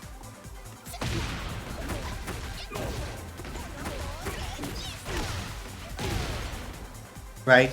You can kind of go from there. And with Tekken 8 in particular, the nice thing is that if, for example, you do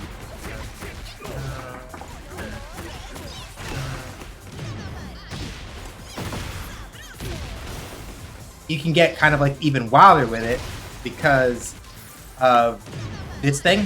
I forget the exact name. Not heat engager. It's, what's the name of this thing?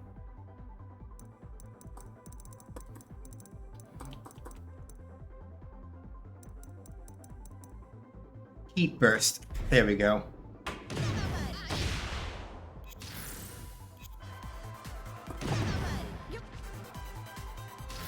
Right, so heat burst, which is this, right? If you use it on somebody who happens to be in a state where they're in the air, right? And you can hit them. So for example, right, it does a thing where they sort of crumple for a little bit and you can follow up with an additional. So in this game in particular, you can do really silly stuff like this.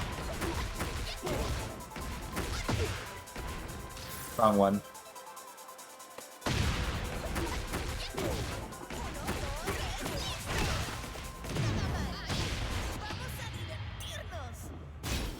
I did it a little too late. If they hit the ground before you can hit them with heat burst, then it obviously doesn't work the same. So you want to do bup, bup, bup, bup. That wrong. So, and that doesn't work either. So we want to do probably like.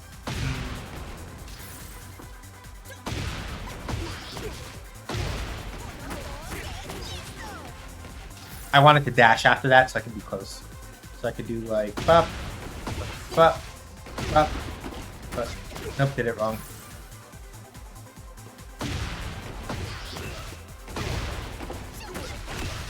I know what I'm doing.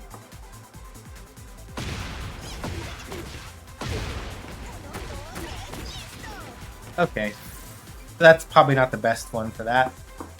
We do this, right? We probably want.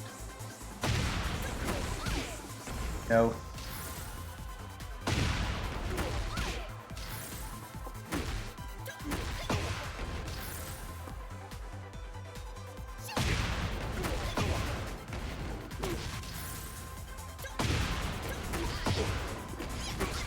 Wrong one.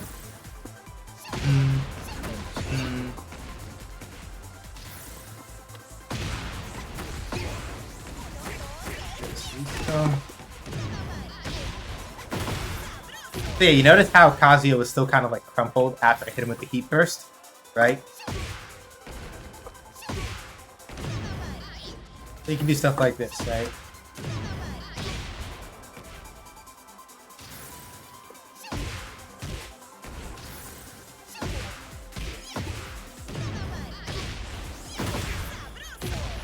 Go up with Cabroso, or even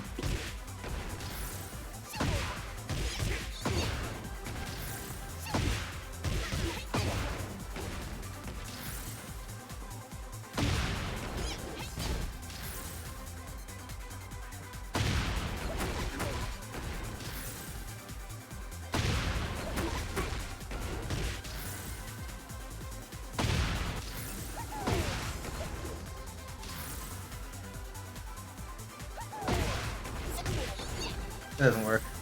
So yeah, as you can see, right, some not all launches are created equal. Not all launches are created equal, and there are certain things where like some launchers will enable certain things and other ones don't. And the interesting thing to note also is that with the way that Tekken movement works in particular, you can, if you're careful with your inputs, you can do stuff like dash and then cancel it into like heat burst or whatever. You just have to be very careful about your inputs.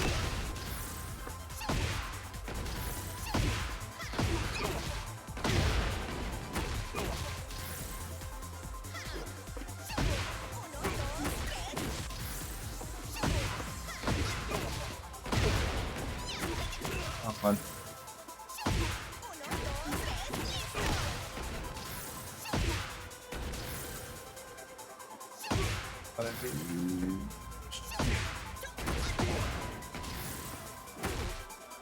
So yeah, basically the main thing to keep in mind with Tekken is that once you get a hit that looks like that, right, that's basically the point where your juggle has to kind of like go its finisher in. So as an example, right, I launch with this.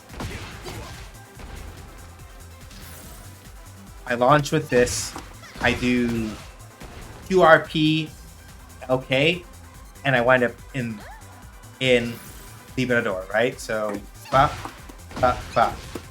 Tornado's here.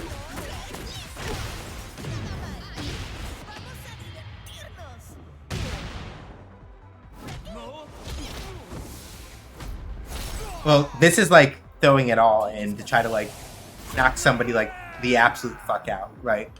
But You notice how, like, once I got the tornado in, that's the point where I'm like, okay, right. Either I need to heat burst here, or I need to finish the combo. Either of those works. So generally speaking, right, when you're talking combo theory in Tekken, especially particularly in Tekken 8, right, once you get like a spin of some kind, especially with like that particular camera cut and effect, that's your sign that like whatever you do next is going to be the thing that should either end the combo or set them up to carry them to like the wall or whatever.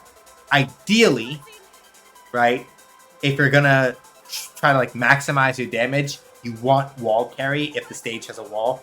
If the stage doesn't have a wall, you're not gonna reach the wall, and you have heat still, you might as well just do a heat burst.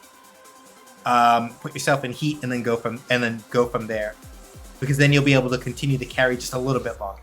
So case in point, right? If I do, well, I should do it like this.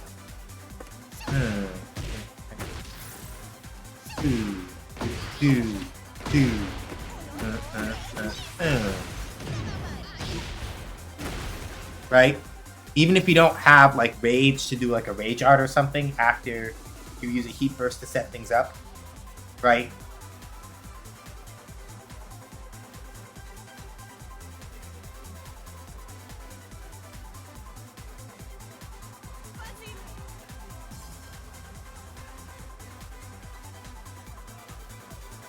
You can like accordingly like set things up to like pick somebody up or otherwise like continue going even if you don't have heat burst to spend or what have you. Pretty cool.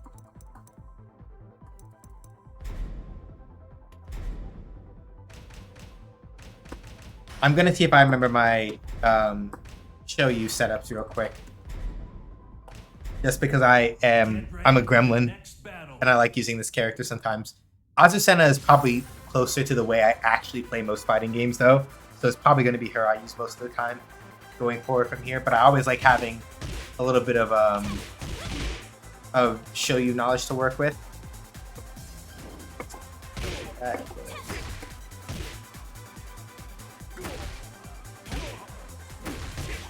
That's what it was.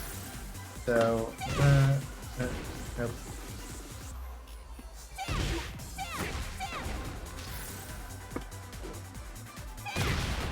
Yeah, you remember how I said before that like characters will usually have at least, right, that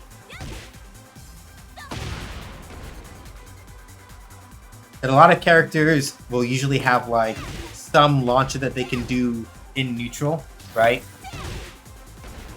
They may have one that they can do while rising as like a counter hit, right? And if they don't have either of those, or if they do, they may also have one that they can do from like, hang on.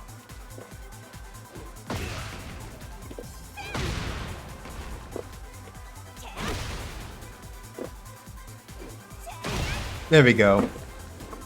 They have some that they can like do from sweeps and things like that. Xiaoyu has a couple of these, which is one reason of many why she's like aggravating for a lot of people to fight against.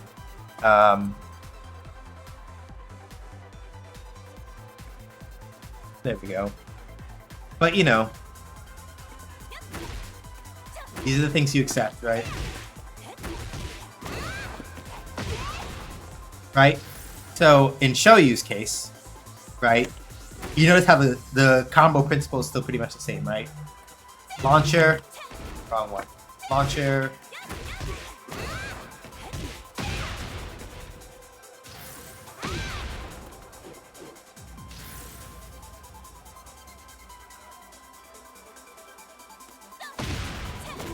Well, this one leaves me back turned, so I have to think very carefully about that.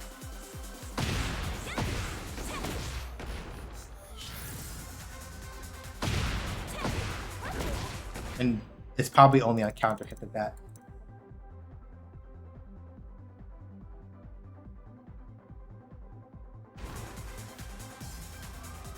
I can't get rid of that. Sorry, I know that thing is in the way. I can't get rid of it. Hold on a minute.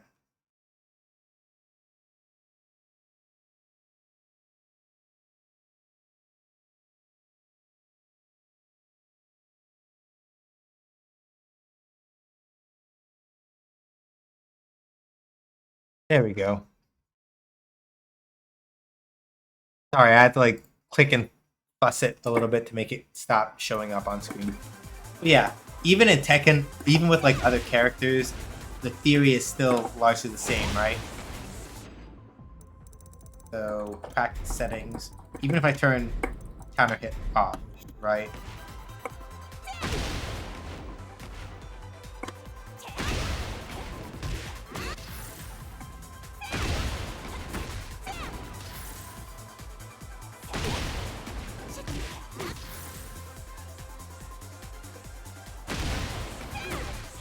I have to be careful about the input, right? Because it's a little bit trickier here. So like,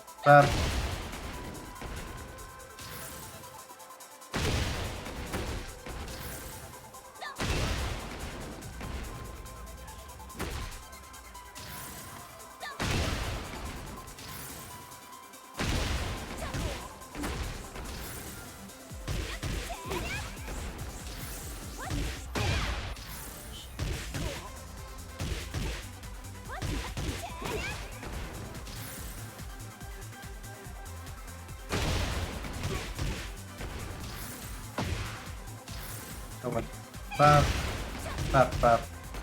Hang on.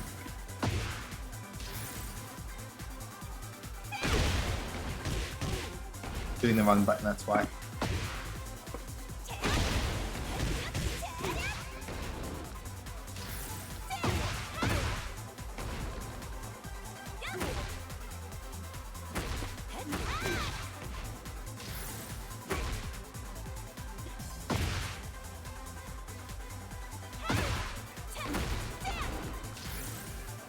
It's a little bit harder with Shoyu because I've been playing more Azucena than anything. But the thing I was trying to demonstrate is basically that insofar as the basic theory of how most Tekken characters do launches or combos,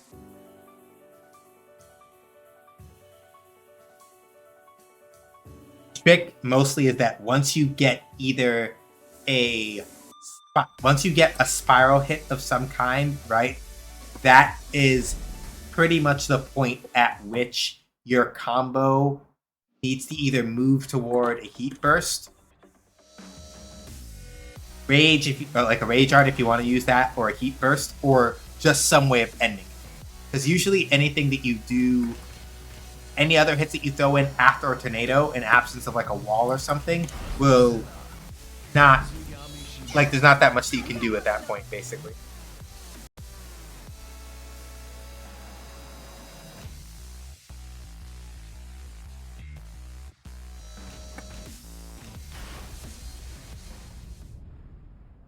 Get ready for the next battle.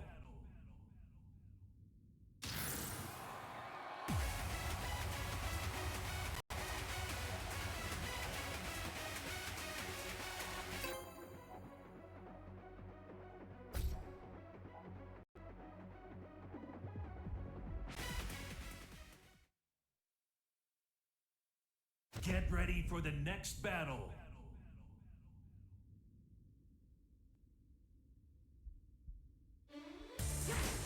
Es hora de entrar. Aquí viene el espectáculo de Azucena.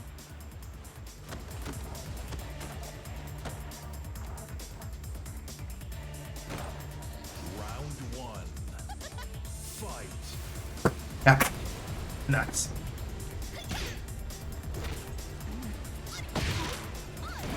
I need to turn it off special style. Turn it off. Sorry. So, like somebody was texting me something and I got distracted and I turned it on.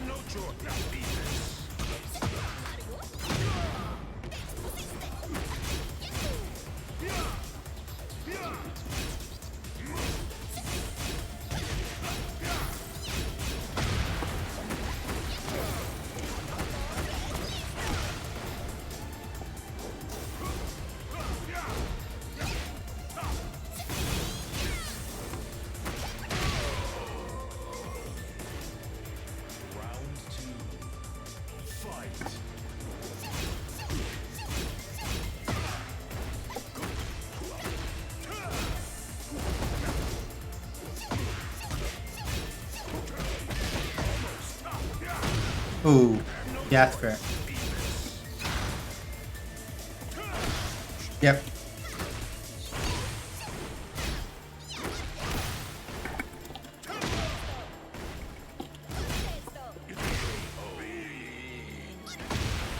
Round 3. Fight. Yep. Yeah, so you see? I shouldn't have. Well, that mid, the mid might have still hit me actually. I don't know if it was a mid or not.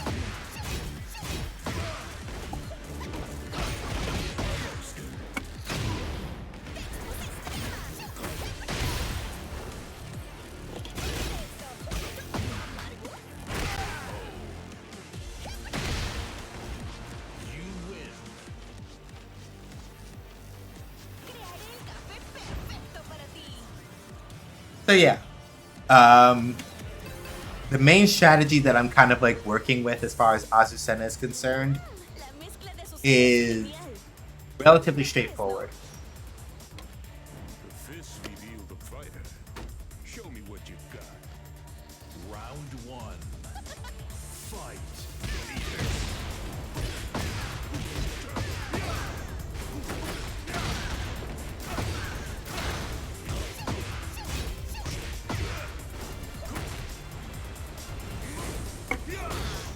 Yep, that's fair. Yeah, that was a mid. Witness the essence of Wing Chun.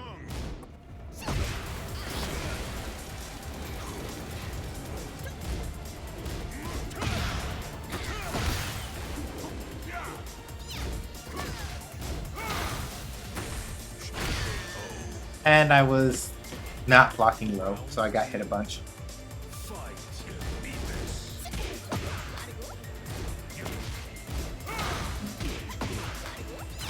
Yep, got you that time.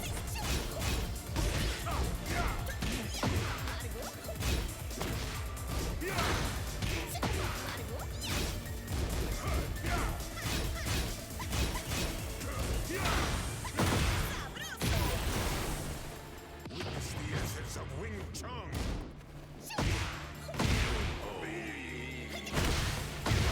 Round 3.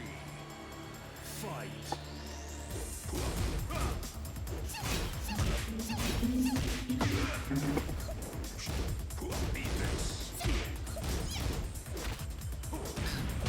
Good throw.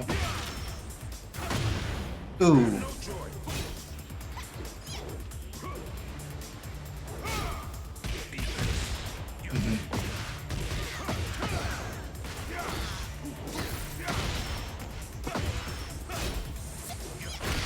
Yeah, I got too impatient. I was trying to hit Round 4. the way out of things I had no business trying to hit him out of.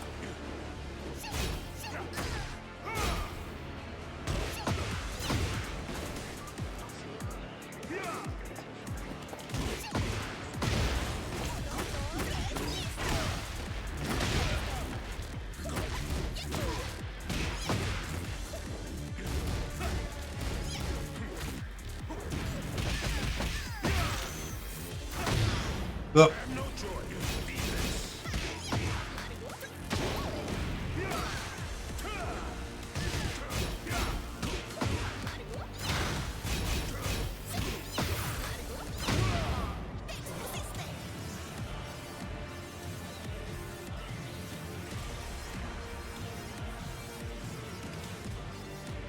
It would have. Yo, there's no way. Get ready Did for they? the next Did they rage quit on me? I don't. For the record, in that match, I was literally down 2 rounds, and either because our connection was fine up until very suddenly it looked like they were about to have to eat a mix because I got I got a heating because I got a heating gauge off. So that's Ready for the next really suspicious. I'm just saying. That is like super suspicious. I'm just saying. La mezcla de Azucena es genial. Tú también lo crees, ¿no?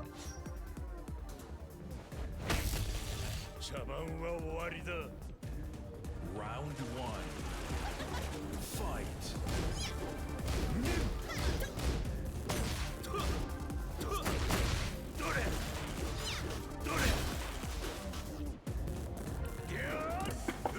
Yeah, that's fair.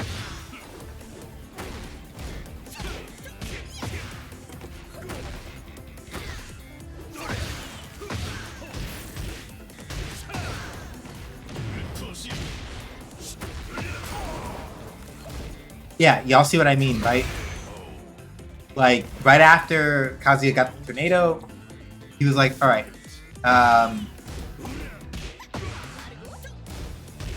okay, so most people are gonna choose.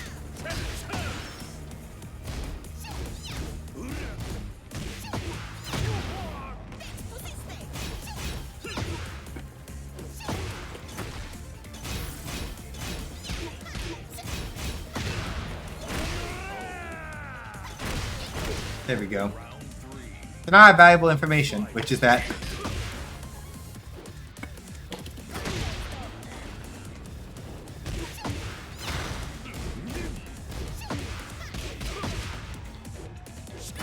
yep, fair.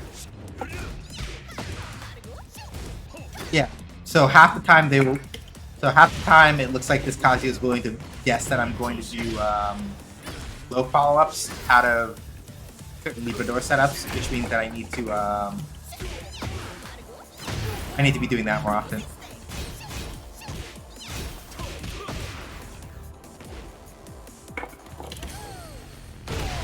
Ooh, lucky on my part. I mean, Fight.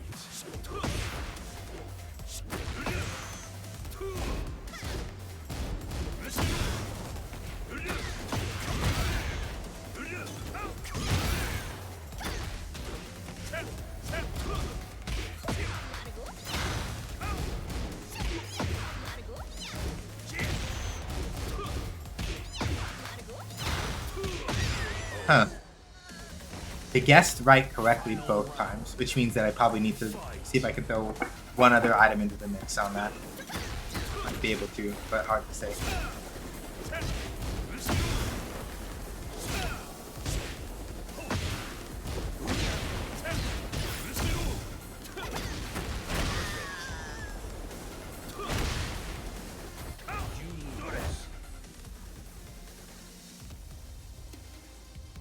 Yeah.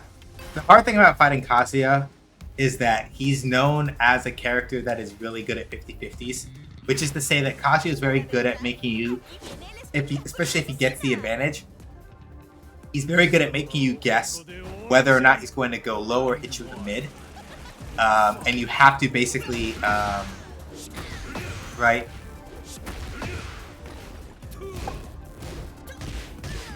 Or even to make you guess between like a low and a high just because of how far his limbs reach and things like that.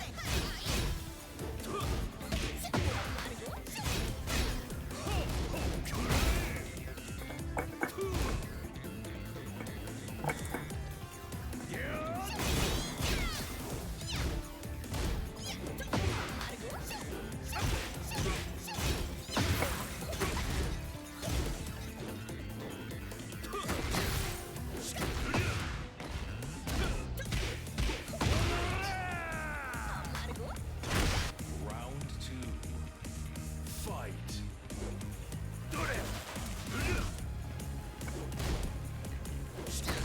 Yeah, right? Like, at the distance that he was standing, it was one of those things where I could have been hit by one of two things, right? Ooh. Good one.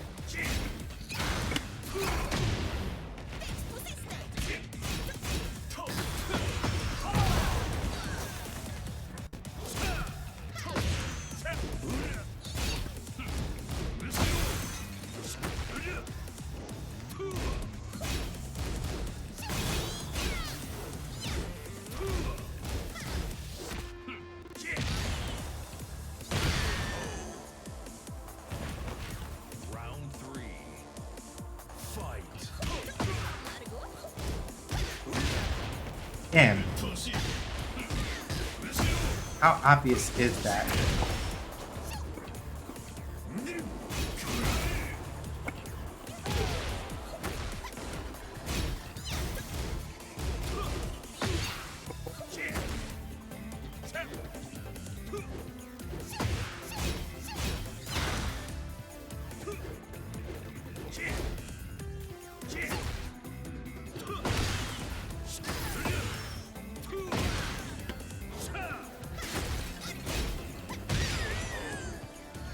How obvious is the low from Librador, I wonder.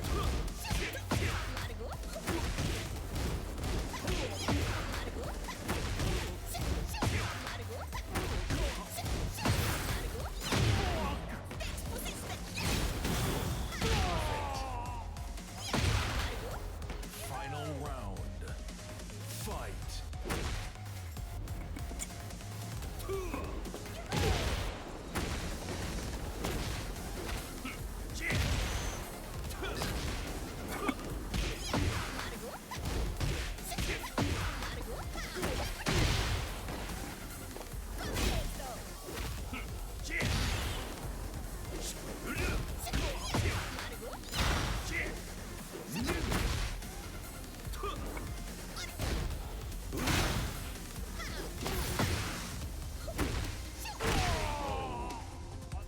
There we go. You win. Necesito promocionar mi marca. But yeah. It looks like the main thing I mostly have to do if I manage to get into Librador stance against this Kazuya is I mess and do like right kick. ¿También lo crees, no? I do right kick mix-ups a little bit and continue doing that a little to like battle him a little before I start trying to do other things.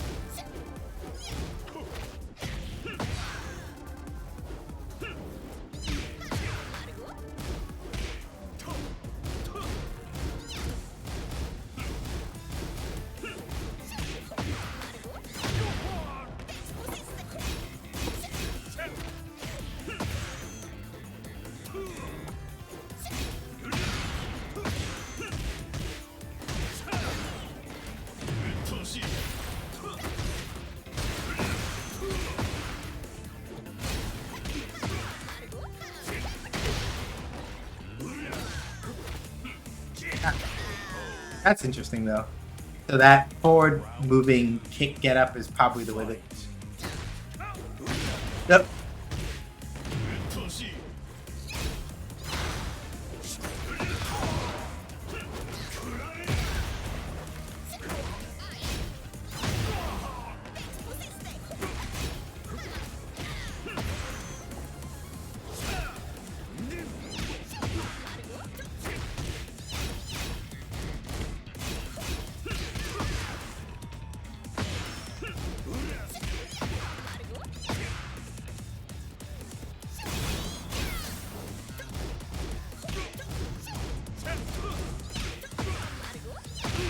Yep. And see, now the main thing is that because I've been using other moves when I'm in Librador, it's one of those things where right now I bought a little respect in terms of like being able to like get away with doing certain things that in an ideal world I shouldn't be able to. Ooh.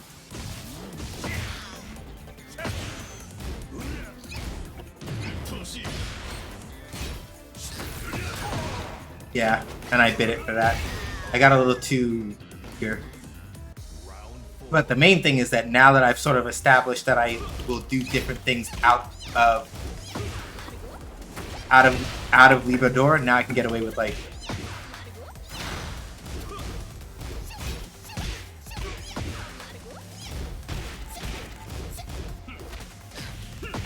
I can get away with a little more pressure than I was before. And but now functionally though, it's on Kazuya to guess correctly.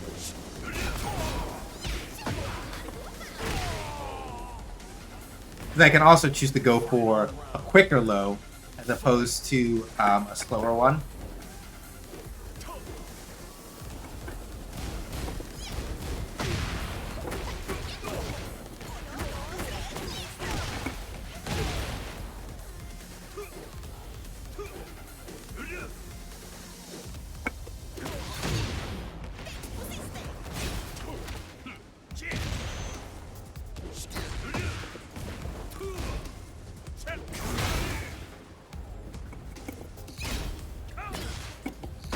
Ah. Ooh, that's gonna hurt.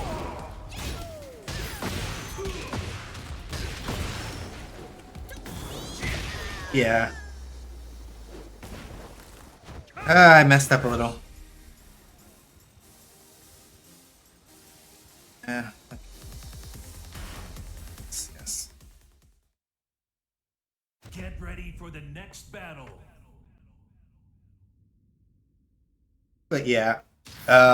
Y'all saw with that Kazuya, right? Like basically once he got the tornado once they got the tornado spin, right? It became a question of, okay, do I heat engage? Do I do something else to push to the wall? Or heat burst rather. Do I heat burst? Do I do something? Do I heat burst? Do I do something that will push to the wall? Whatever, right? And that's sort of like your basic combo theory in Tekken. If you get like a launcher of any kind, right? The thing that you sort of figure out then is like it's like, okay, I'm at this particular point. Do I want to heat burst? Do I want to rage art? Do I want to do something else, etc.?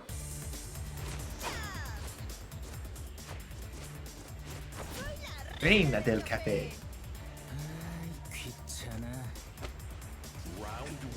All right, Huarang, let's go.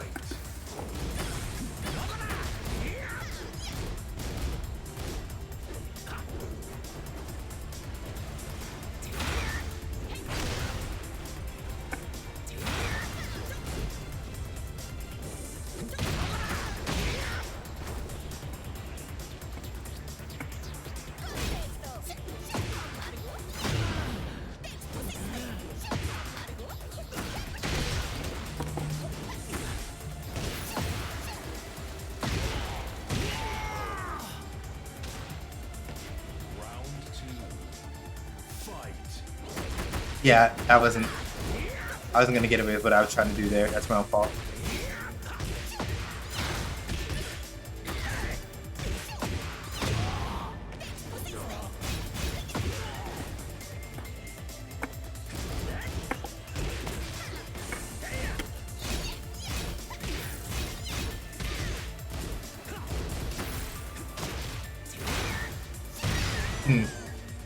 I was trying to.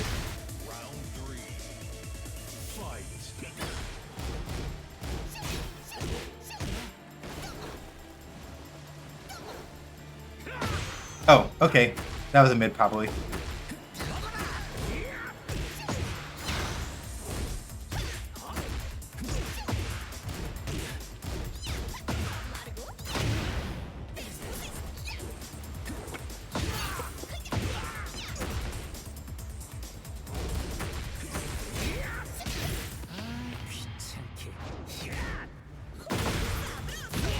Nah, you tried it, but unfortunately not good enough.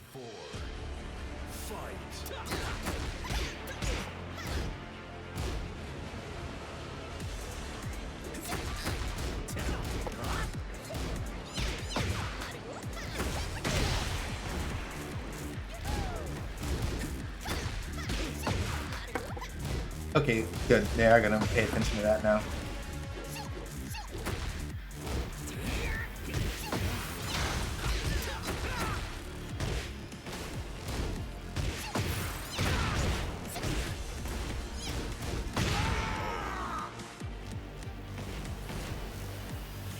Thank you, Khan, for teaching me that string.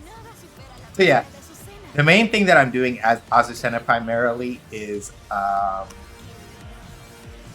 am basically trying to leverage myself to get situations where when I'm doing Librador, that stands for I'm like standing in front like that, I can either do a move that's a mid, right? I can do a fast jab, a mid, a quick low that sort of puts me into back turn, and a longer one that like sweeps and knocks people down.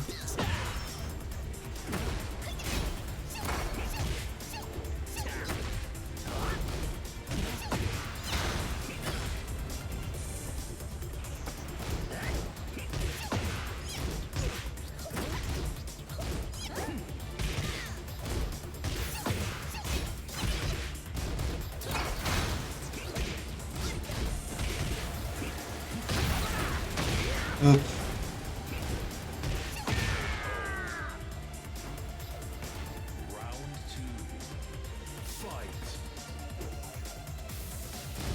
Good? Okay, I was about to say. Whoop.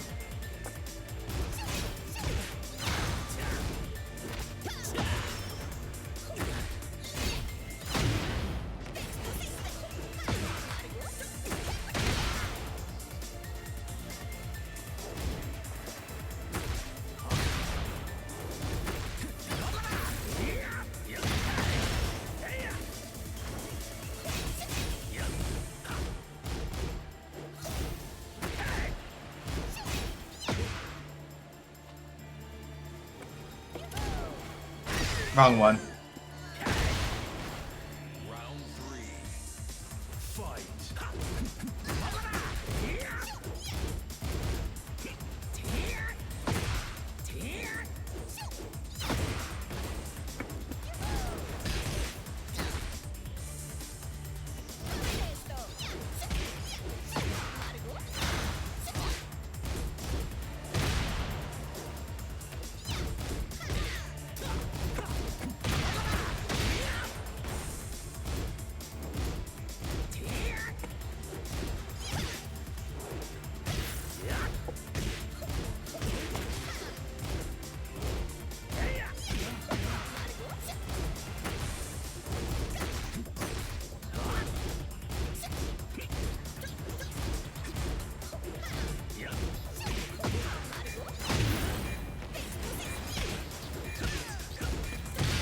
Yeah,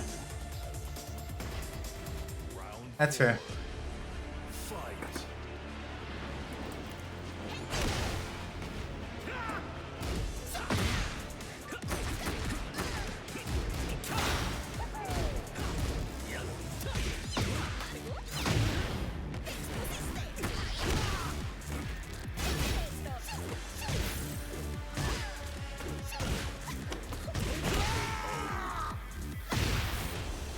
Final round.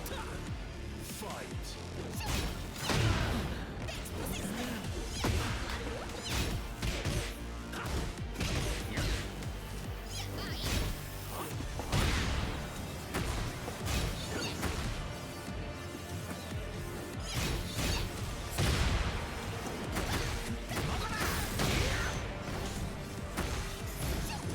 Hmm.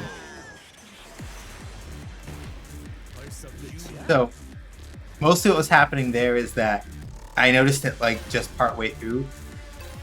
This Hwarang was ducking a lot. And the reason why that's important is because not every string in Tekken is like airtight. So by ducking a lot, the Hwarang was causing a lot of like my high attacks to like miss a lot.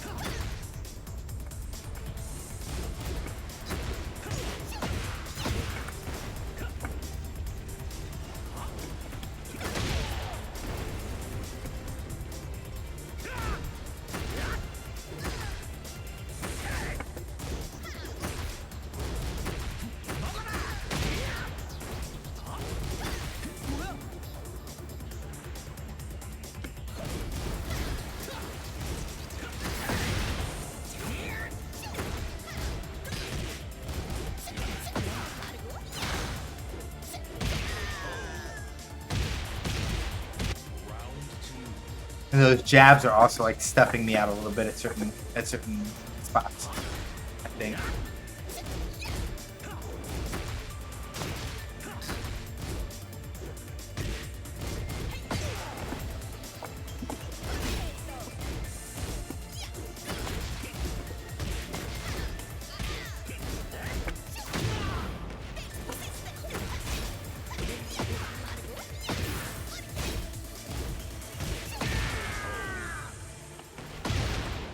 Round 3. Fight.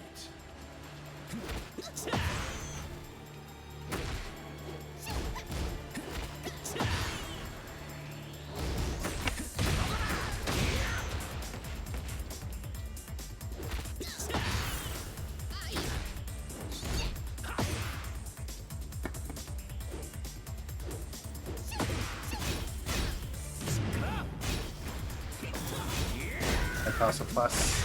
Yep. Round 4. Fight.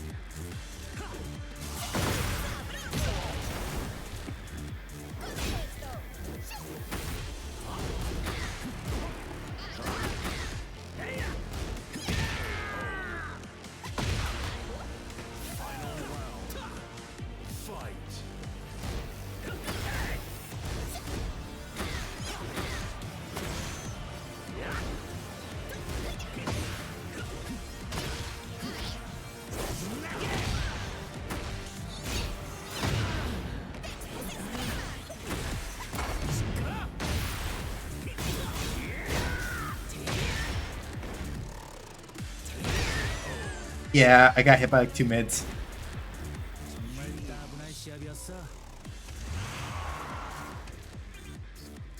Yeah, I got hit by like 2 mids and died. But that happens. Alright, y'all. We've got in a pretty good Get ready set for of the matches next and things battle. like that. So I think I am good calling it here for today. Thank y'all for coming by. A couple of announcements as we get ready to head out and as I put this music back on. Yeah, as a reminder, I talked about it before at the start of stream, but a couple of things. First and foremost, Streamiversary is next week, Wednesday, and for the month of April, starting from that Wednesday, when we do game dev stream and going forward for the rest of the month, I will be basically doing a mutual aid sort of like donate, not donations, not the right word, a mutual aid campaign for myself. I talked it over with a couple of people, and I was able to even get like a tea company to sort of like help chip in incentives for that kind of stuff. But the long and short of it, in case you missed it, I've been looking for work for like the last couple of months now, and still nothing. I am not in a position where I am immediately about to like not have a place to be, but as part of like, you know, learning how to swallow my pride and ask for help when I need it, that is the thing that we're going to start doing from next Wednesday. I'll have a Ko-Fi link up, I'll have a goal to reach and all that other stuff. If I don't reach the goal, it's not going to be like the end of the world or anything. But if we do, it at least gives me like another month of runway before I have to start looking at things like, you know, going into like my retirement fund to pay my next couple months of rent. That's not sustainable. And so ideally, right, if we make the goal for the mutual aid event by the end of April, that should give me ideally enough to pay for like May's rent, which gives me like at least one more month before I have to start worrying about like, do I have to start pulling money out of like XYZ to deal with it without getting into too much detail. We will have incentives, we will have milestones, all that other stuff is like there and around, and we'll talk more about that once we actually launch it, but that will start next Wednesday. So right when we kick off game dev stream, I'll introduce it, I'll introduce the incentives and the milestones and all that other stuff, and we'll kind of just go forward from there. Aside from that, this upcoming Sunday, 5 p.m. Eastern Time, is Breath of Fire. We will see if we finish. It's like a hard maybe whether we'll finish or not this upcoming Sunday, I think, just because it depends on how much pain I get put through with the final dungeon and all that, because we're like halfway through that at this point. So we kind of just have to wait and see what happens. Next Wednesday, like I was just saying, 4th Streamiversary starts at 6 p.m. Eastern Time. It'll be more work on Shoot Lancer. And then after that, next Friday, I don't know. We'll see what we play next Friday. It'll be a fighting game, obviously, but which fighting game, I do not know. I'm going to leave it up to how I feel.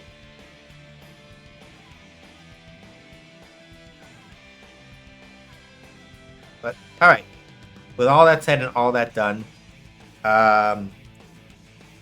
if I have any mods awake, if y'all could kindly do commercials. If not, I'll do it myself. It's fine.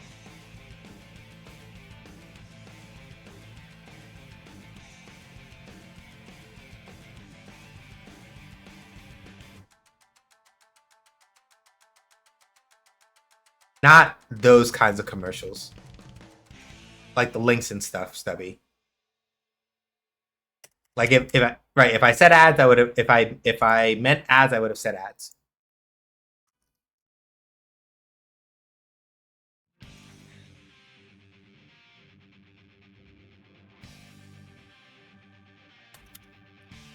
Oh, hold on a second.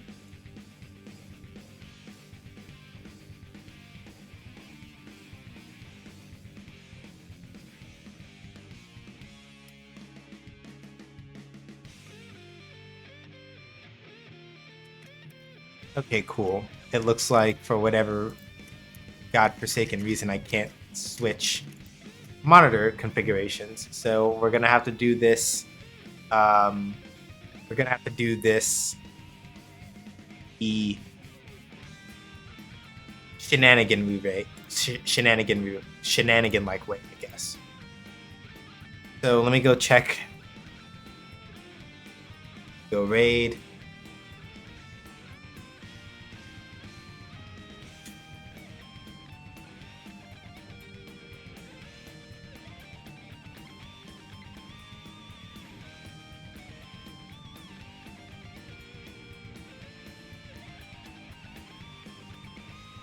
Okay, so can't do that. Can't do Anka. Maybe Ilias, because we haven't been to Ilias in a while. Alright, hang on, let me do...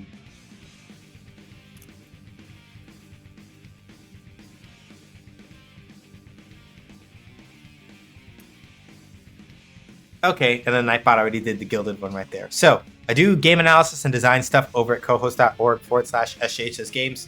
I do have a Medium that you can also go to read some of the older ones that I've done.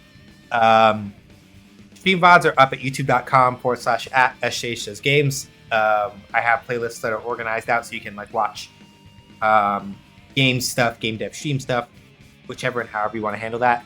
Ko-Fi, which is how we'll be running the Ko-Fi, which is how we will be running the mutual aid event when we start it next week. If you want to support me in the stream but don't want to give money to Amazon and Jeff Bezos, Ko-Fi is usually the way to do it. Putting aside, right, the fact that we're putting aside the mutual aid stuff, in a general sense, I just keep more money when it is given through Ko-Fi. So if you do like a monthly sub on Ko-Fi, I keep $4.30 out of a $5 sub. And generally speaking, if you're like, well, I don't know if I should get a Twitch sub or if I should like sub on Ko-Fi. It makes my life a lot easier. Throne, as Nightbot is saying, has a wish list that you can use to like buy gifts for streamer appreciation, ranging from things like wire organizers to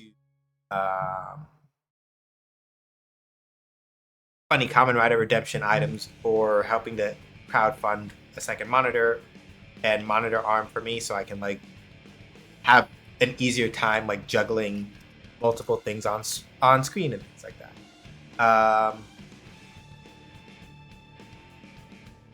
Yeah, that's pretty much all I got. All my other social media links are on my card, and if you want to hang out with us when we're not like streaming and stuff, like we watch anime night when we're doing like anime nights on Saturdays and things like that, that Gilded link, you want to hit that. We don't mess with Discord because Discord just does stuff that gets on my nerves sometimes. So yeah.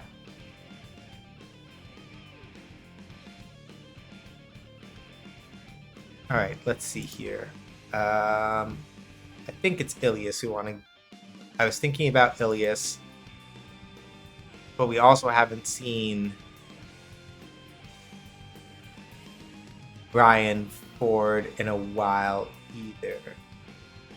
Not Ilias, I think, because I think it's been longer since we've gotten a chance to like hang out with Ilias. So I think that hanging out with him makes more sense. So yeah, when we go see Ilias, give him an SJH just rate. Let him know who sent you. Fill in your favorite emotes. Do whatever you want on that front. And I'll see y'all whenever I see y'all. Whether that's Sunday for Breath of Fire, Wednesday for the Streamiversary and the start of like all the mutual aid stuff for me, or whatever else. Stay safe, wash your hands, wear a mask, don't go outside if you don't have to. Be excellent to gym. Not too bigots, racist, turfs, sexists, anti-queer folks, Zionists,